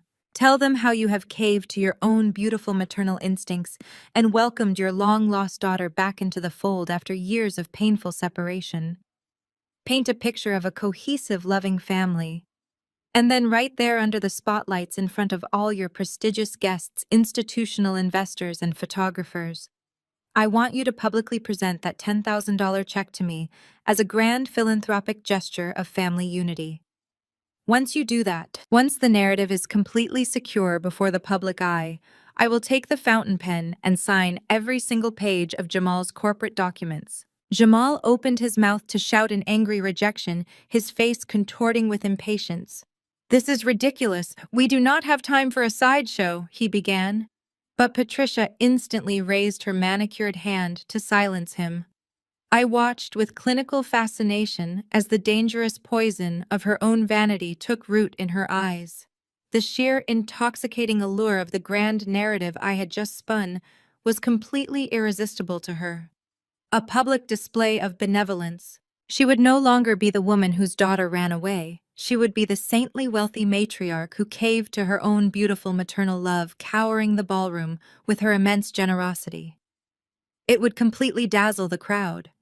It would give Jamal's institutional investors an absolute unshakable impression of family stability, moral strength, and flawless corporate public relations right before the initial public offering launch.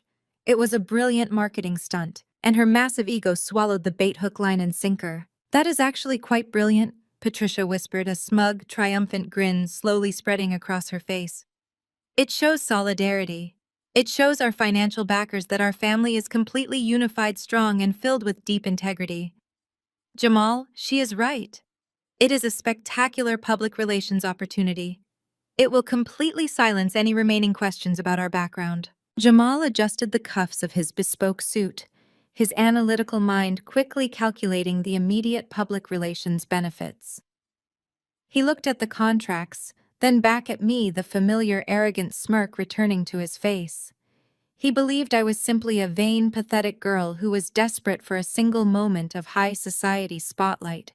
He thought my sudden defiance was just a cheap play for public validation. "Fine," Jamal agreed, a mocking corporate-level chuckle escaping his lips as he scooped the heavy documents off the table.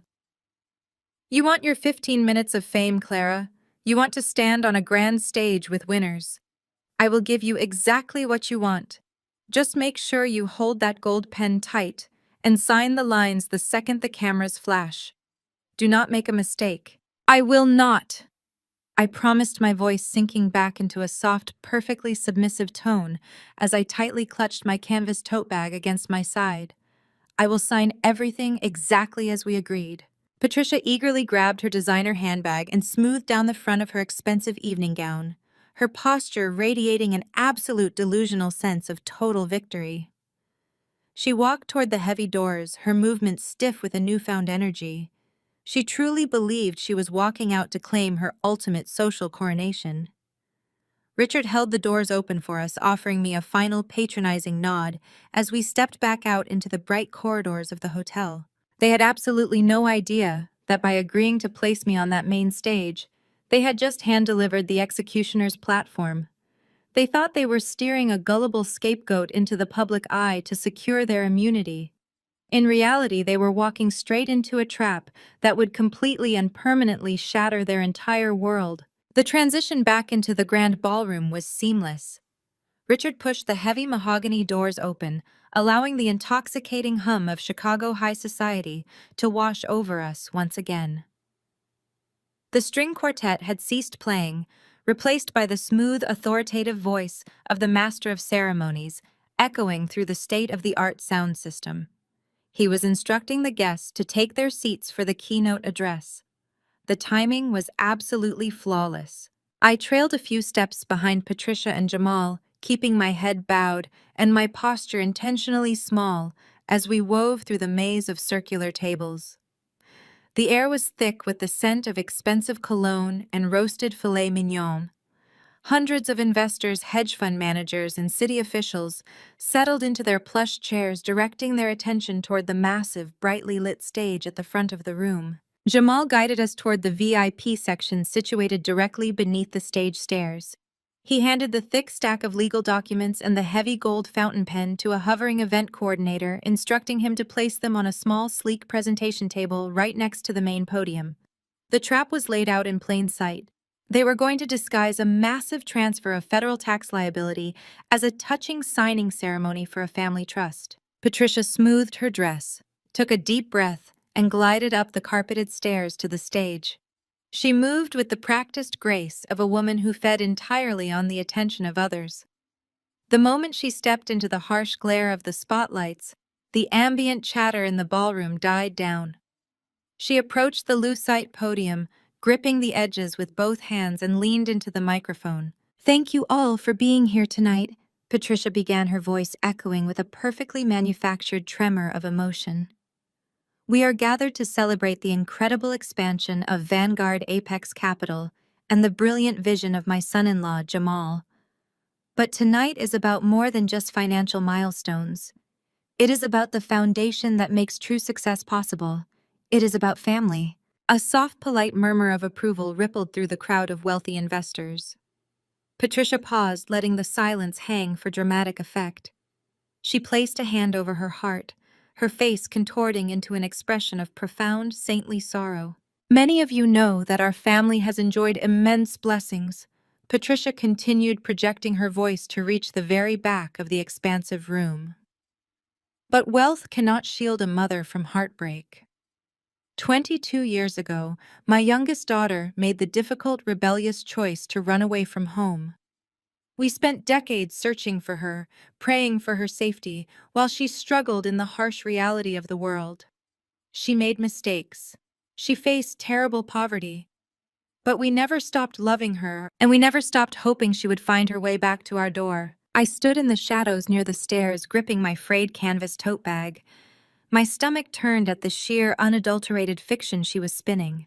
She was completely rewriting history, painting herself as a devastated, loving matriarch, rather than a monster who abandoned a 10-year-old child at Union Station to win a $500 bet. "Recently, our prayers were answered," Patricia announced, her voice rising with triumphant joy. "We found her. We found my beautiful, struggling daughter. And tonight, as our family prepares to take Jamal's magnificent investment fund to the public market, we want to prove that true wealth means lifting up your own flesh and blood." Patricia dramatically reached into her designer handbag and pulled out the $10,000 cashier check. She held it high in the air, allowing the bright stage lights to catch the crisp paper. "Tonight we are establishing a fresh start," Patricia declared loudly, making sure every investor in the room absorbed her incredible generosity. "We are welcoming her back into the safety of our family structure, officially bringing her home and providing her with the financial foundation she so desperately needs. Clara, sweetheart, please come up here." The ballroom erupted into a warm, sustained round of applause. The investors clapped politely, completely charmed by the narrative of the wealthy, benevolent family rescuing their destitute relative. Jamal stood near the front row, beaming with arrogant pride.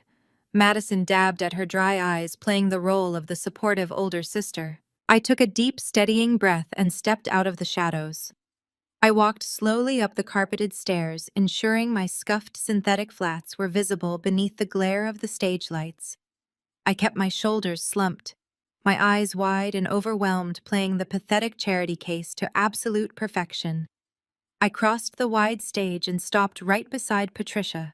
She threw her arm around my waist, pulling me tightly against her side for the flashing cameras of the event photographers. "Thank you, Mom," I whispered into the microphone, making my voice shake with manufactured gratitude. "I am just so overwhelmed by everything you and Jamal are doing for me tonight. This check, this fresh start, it changes everything." Patricia smiled radiantly, basking in the glow of the flashing cameras. "We just need you to sign the release forms right here, darling," she prompted softly, gesturing to the sleek presentation table where the legal documents and the gold pen waited. "Just a quick signature to finalize your return to the family trust." I walked over to the podium, placing my battered canvas tote bag onto the lucite surface. I looked out over the sea of faces. Hundreds of wealthy investors stared back at me, completely unaware that their retirement funds and medical syndicates were tied to my stolen identity. I looked at Jamal, who gave me a sharp, impatient nod, silently commanding me to pick up the pen and execute the fraud. "Before I sign anything," I said, leaning close to the microphone so my voice carried clearly across the massive ballroom. I wanted to share a small tribute. I wanted to show all of Jamal's incredible investors exactly what kind of family they are doing business with.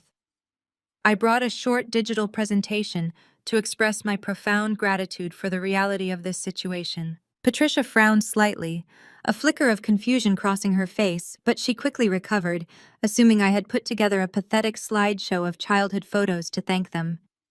An event technician hurried toward the stage ready to assist with the audiovisual transition, but I waved him off with a polite, deferential smile.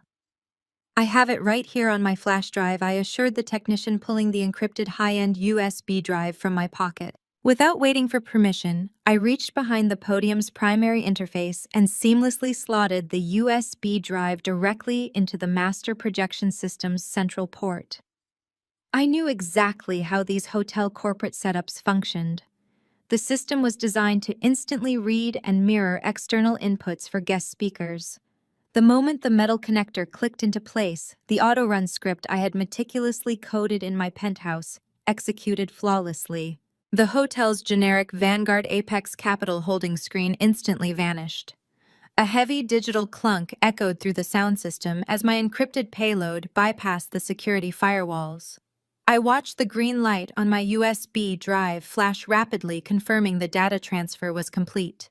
I took a step back from the podium, leaving the gold fountain pen untouched on the table.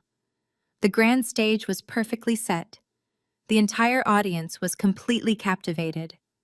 I took full, absolute control of the massive dual projectors hanging above the ballroom, and I prepared to unleash hell. The massive dual screens behind me flickered, dropping the hotel logo into total darkness before erupting into brilliant, unforgiving light. Instead of the heartwarming slideshow of childhood memories, Patricia had anticipated. The displays projected a series of glaring, highly classified federal documents. Massive red circles highlighted the official seals of the Internal Revenue Service and the Securities and Exchange Commission. Across the top of the left screen, a certified tax lien notice blared, a terrifying figure of $3,200,000. On the right screen, a formal SEC subpoena demanded the immediate freeze of all assets tied to Bennett Holdings Group. Patricia turned around, her triumphant smile instantly shattering into a mask of pure, unadulterated horror. Jamal took a step backward, his eyes darting frantically across the projected spreadsheets as his arrogant posture completely collapsed. A wave of bewildered gasps rippled through the grand ballroom as the city elite tried to process the catastrophic financial data looming over the stage. I reached out and grabbed the microphone from the lucite podium. I did not slouch or cower. I stood perfectly straight, allowing the sharp, authoritative cadence of my actual profession to ring clearly across the cavernous room. "My name is not Clara, the struggling file clerk," I announced, my voice cutting through the rising panic like a finely sharpened blade. "I am Clara Bennett, senior corporate forensic auditor for one of the largest financial investigation firms in this city. And I am not here to accept a generous philanthropic gift from my benevolent family." I picked up the $10,000 cashier check from the presentation table and held it up to the glaring stage lights. "This check is not a fresh start," I declared, ensuring every investor in the room hung on my every word. "This is a cheap, desperate bribe. My parents did not invite me here to welcome me back into the fold. They invited me here to sign a retroactive assumption of liability. For 22 years, ever since they abandoned me at Union Station, Patricia and Richard have completely stolen my identity. They incorporated a fraudulent shell company in my birth name to absorb toxic debt, launder money from their failing brokerage firm, and evade federal taxes." The entire ballroom fell into a stunned, deafening silence. I pointed directly at the towering projections behind me. "That document on the left proves that the shell company registered under my stolen name currently owes the federal government over $3 million in delinquent taxes and fraud penalties. They brought me to this stage tonight to legally transfer a mountain of criminal financial liability entirely onto my shoulders. They wanted to saddle me with federal indictments so they could walk away clean and maintain their country club lifestyle." I tore the $10,000 check in half, then dropped the pieces onto the floor. "I reject your money," I stated, staring directly into Patricia's terrified eyes. "I reject your debt, and I absolutely reject this family." The shockwave of my declaration hit the grand ballroom like a physical blow. The polite silence fractured into a low, dangerous rumble of murmurs from the hundreds of investors seated before the stage. I turned my icy focus entirely away from my mother and locked eyes with Jamal. He was frozen, his jaw slack, staring at the federal subpoena displayed on the right screen. I pressed a button on my hidden remote, and the massive screens shifted to a new, highly detailed flowchart. This slide prominently featured the bold logo of Vanguard Apex Capital, mapping out the precise origin points of every single dollar, backing his highly touted investment fund. I raised the microphone again, my voice echoing over the rising panic in the room. Now, let us address the true reason we are all gathered here tonight, I announced, scanning the terrified faces of the wealthy investors in the front rows. Many of you are preparing to back Jamal in his impending initial public offering. He promised you immense returns based on the incredible capital expansion of his fund. What he failed to verify is that his entire portfolio is heavily leveraged against Bennett Holdings Group. Jamal physically staggered backward as if he had been struck. The color drained completely from his face. I pointed at the sprawling financial chart illuminating the stage. Patricia and Richard did not just con the federal government. I continued, my voice steady and unrelenting. They conned their own arrogant son-in-law. When Jamal needed capital to secure institutional investors, his benevolent in-laws offered to back his firm, but they did not give him actual cash. They sold him phantom equity. They legally pledged the non-existent assets of my fraudulent shell company as the primary collateral for Vanguard Apex Capital. The horrific realization washed over Jamal in real time. The polished, untouchable investment banker shattered into a terrified, cornered mark. He looked frantically between the massive screens and the faces of his elite backers. He finally understood that his entire multi-million-dollar operation was built on a complete illusion. The corporate entity underwriting his fund was carrying $3 million in toxic federal tax debt, and the Securities and Exchange Commission was already moving to freeze every single asset connected to it. By relying on Patricia and Richard, Jamal had actively committed massive securities fraud. His career, his fund, and his freedom were completely obliterated in front of a live audience. The ballroom erupted into absolute chaos. The distinguished managing director of the Regional Pension Fund leaped from his chair, his face purple with fury, aggressively shouting loudly into his cell phone to his legal team. All across the room, the financial elite of Chicago scrambled in blind panic, frantically dialing their brokers and demanding immediate asset withdrawals. The polite corporate gala instantly transformed into a stampede of wealthy investors, desperate to pull their capital before the federal authorities locked down all the accounts. The heavy dominoes were finally falling. Over the roar of the panicked crowd, a shrill, piercing scream shattered the remaining decorum on the stage. Madison lunged forward, her silver-sequined gown catching the harsh projector light as her face contorted into an ugly mask of pure desperation. She realized in an instant that her entire curated existence, the designer wardrobe, the luxury cars, the endless social media bragging was completely evaporating into thin air. Her lavish lifestyle was entirely funded by the phantom equity I had just exposed. "You ruined everything," Madison shrieked, pointing a shaking, jewel-encrusted finger directly at my face. "You were supposed to sign the papers. You were supposed to fix this. We took you back, and this is how you repay us." I did not flinch. I did not step back. I simply looked at my older sister, the golden child who had spent her entire life stepping on my neck to elevate herself. "I did not ruin anything, Madison," I replied, my voice echoing clearly through the microphone before I placed it gently down on the lucite podium. I just turned on the lights so everyone could see the rot. Jamal had heard enough. Completely unhinged by the devastating revelation of his own professional ruin, he turned his explosive fury away from me and unleashed it directly onto his in-laws. The polished investment banker snapped. He grabbed Richard by the lapels of his ill-fitting navy suit, shoving him violently against the heavy velvet curtains backing the stage. "You told me those assets were clean!" Jamal roared, his voice booming over the chaotic noise of the fleeing investors. "You swore to me on your life that the corporate portfolio was entirely legitimate. You used my fund as a garbage disposal for your criminal tax evasion. You set me up to take the fall with the Securities and Exchange Commission." Richard scrambled to push Jamal away, his face pale and slick with sweat. We were protecting the family wealth, Richard stammered frantically, throwing his hands up in a defensive gesture. We needed capital to keep the brokerage afloat. We were going to pay it back after your public offering launched. It was just a temporary bridge loan. Patricia joined the chaotic fray, desperately trying to pry Jamal off her husband, while simultaneously screaming at Madison to call a security guard. The picture-perfect family violently tore itself apart right in front of Chicago's financial elite. They exchanged vicious, humiliating insults, aggressively attempting to shift the blame onto one another to save their own skins. Jamal threatened to testify against them to the federal government. Patricia screeched that Jamal was an incompetent fool who never read his own contracts. I simply stepped back from the podium. I crossed my arms over my faded beige cardigan and watched the spectacular, brutal destruction of their fraudulent empire unfold with cold, clinical satisfaction.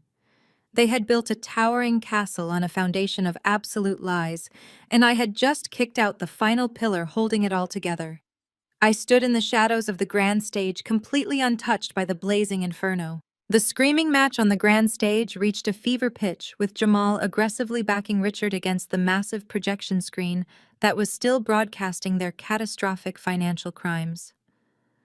Madison was sobbing hysterically, clutching her tear-streaked face, while Patricia frantically searched the crowd for any sympathetic eye, finding only the backs of wealthy investors rushing for the nearest exits. But the mass exodus of Chicago high society was abruptly violently halted. A thunderous crash echoed through the cavernous ballroom as the heavy gold-plated main doors were forcefully thrown open. The sound was so commanding that it sliced through the panic, freezing every single person in their tracks. A highly coordinated team of 24 federal agents flooded into the opulent room. They wore stark, dark windbreakers, prominently emblazoned with the bright yellow letters of the Federal Bureau of Investigation and the Internal Revenue Service. They moved with absolute terrifying precision, rapidly fanning out to block every available exit and completely cutting off the escape routes of the fleeing elite and the arguing family on stage. The transition was immediate and chilling. The roaring chaos of the corporate gala was instantly replaced by a dead, suffocating silence.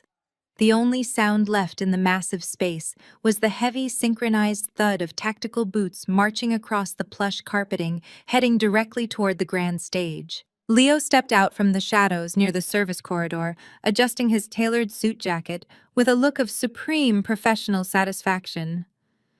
He walked quietly over to my side, slipping his warm hand firmly into mine. We stood shoulder to shoulder at the edge of the stage, perfectly positioned to watch the final act of our meticulously orchestrated execution. He had expedited our digital dossier flawlessly, delivering the unassailable proof to his federal contacts exactly when he promised. The lead federal agent, a tall, imposing woman with a steely gaze, ascended the carpeted stairs to the stage. 2 armed agents flanked her closely, their hands resting cautiously on their duty belts. She bypassed the lucite podium and walked straight toward my parents. Richard immediately dropped his hands, his face draining of all remaining color as he backed away from Jamal. Patricia let out a high, terrified gasp, instinctively grabbing her husband's arm as if he could somehow protect her from the full, crushing weight of the United States government. Richard Bennett. Patricia Bennett, the lead agent, announced, her voice projecting clearly across the silent ballroom without the need for a microphone. You are under arrest for aggravated identity theft, multiple counts of massive wire fraud, and severe tax evasion. You have the right to remain silent. Anything you say can and will be used against you in a court of law. Patricia shook her head wildly, her meticulously styled hair falling out of place. No, there is a massive misunderstanding, Patricia shrieked, her voice cracking with pure, unadulterated panic. She pointed a trembling manicured finger directly at me. It is her fault. She set us up. She is the one listed as the active director on all the company accounts. She is the criminal. You need to arrest her. The lead agent did not even bother to look in my direction. We have the certified corporate incorporation documents, the offshore wire routing numbers, and the digital forensic trace showing exactly when and where those fraudulent accounts were opened, the agent replied coldly. We also have a very comprehensive legally sworn affidavit detailing your attempt to bribe a federal witness into absorbing your tax liabilities just moments ago in the back room of this hotel. Turn around and place your hands behind your backs immediately. The two flanking agents stepped forward with zero hesitation. Richard did not fight back. He completely collapsed into himself, letting out a pathetic, defeated sob as the agent forcefully grabbed his arms and secured his wrists. Patricia, however, fought wildly. She thrashed and screamed her out-of-season designer heels slipping awkwardly on the polished stage floor. It took two agents to physically subdue her. The sharp, metallic click of the steel handcuffs snapping shut over her wrists echoed loudly through the silent ballroom. It was the beautiful sound of absolute finality. Jamal stood frozen nearby, watching his wealthy in-laws being restrained like common street criminals. He took a deep, shaky breath, attempting to smooth the lapels of his bespoke suit, desperately trying to salvage whatever remained of his professional dignity. He stepped toward the lead agent, clearing his throat to adopt his arrogant, untouchable investment banker persona. Officer, I am Jamal Washington, Managing Director of Vanguard Apex Capital, Jamal stated, projecting his voice so his remaining investors could hear his defense. I had absolutely no knowledge of these fraudulent activities. I was completely conned by these people. I am fully prepared to cooperate with your investigation as a victim of their financial crimes. A second agent, this one wearing the official insignia of the Securities and Exchange Commission, stepped up onto the stage and approached Jamal. He pulled a thick sealed manila envelope from his jacket and slapped it firmly against Jamal's chest. Mr. Washington, you are being served with an emergency federal injunction. The SEC agent declared, his tone devoid of any sympathy. Effective immediately, every single asset connected to your investment fund is officially frozen by the federal government. Your banking privileges are suspended, your trading licenses are permanently revoked, and you are strictly prohibited from leaving the state of Illinois pending a full forensic audit of your entire portfolio. Your profound failure to conduct basic due diligence on your primary collateral has directly implicated you in a massive federal securities fraud investigation. Jamal stared down at the heavy manila envelope, his hands shaking so violently he could barely hold the paperwork. The devastating realization of his total, inescapable ruin washed over him. His prestigious firm was dead. His arrogant career was over. His freedom was entirely dependent on a federal audit he could not possibly survive. He dropped to his knees right there on the stage, the heavy envelope slipping from his fingers and scattering across the floor. Madison let out a gut-wrenching wail, dropping to the floor beside her husband. She buried her face in her hands, her silver-sequined gown pooling around her like shattered glass. She had lost everything. The fake influencer lifestyle, the luxury cars, the endless bragging rights, all of it wiped out in the span of 10 minutes. I stood perfectly still, my hand resting securely in Leo's grip. I watched the agents roughly lead Patricia and Richard down the stairs, their heads bowed in absolute disgrace, surrounded by the flashing cameras of the very photographers they had hired to document their triumph. I felt no pity. I felt no lingering familial obligation. I simply watched the spectacular destruction with cold, clinical, and stoic detachment. 22 years ago, Patricia and Richard left me terrified and alone on the cold marble floor of Union Station. They gladly abandoned their own child for a cheap $500 bet, laughing as they drove away to enjoy a luxury steak dinner. Tonight, they were being led out of a high society gala, in handcuffs, facing decades in a federal prison, having lost an empire they tried to build on my stolen name. The scales of justice had finally balanced, and the view from the winning side was absolutely breathtaking. 1 month later, the dust had fully settled over the absolute ruins of my biological family. The fallout was swift, brutal, and entirely public. Richard and Patricia were sitting in a federal detention center, having been definitively denied bail. The judge deemed them severe flight risks due to the extensive network of offshore accounts we had exposed.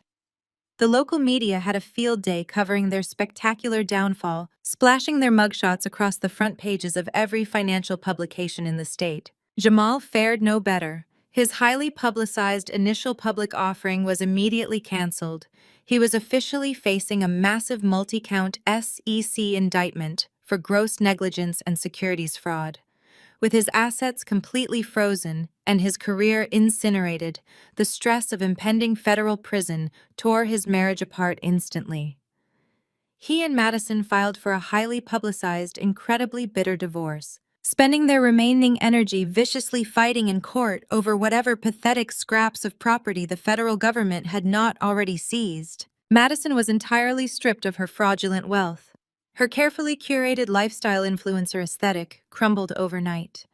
The designer clothes and luxury cars were rapidly repossessed by creditors.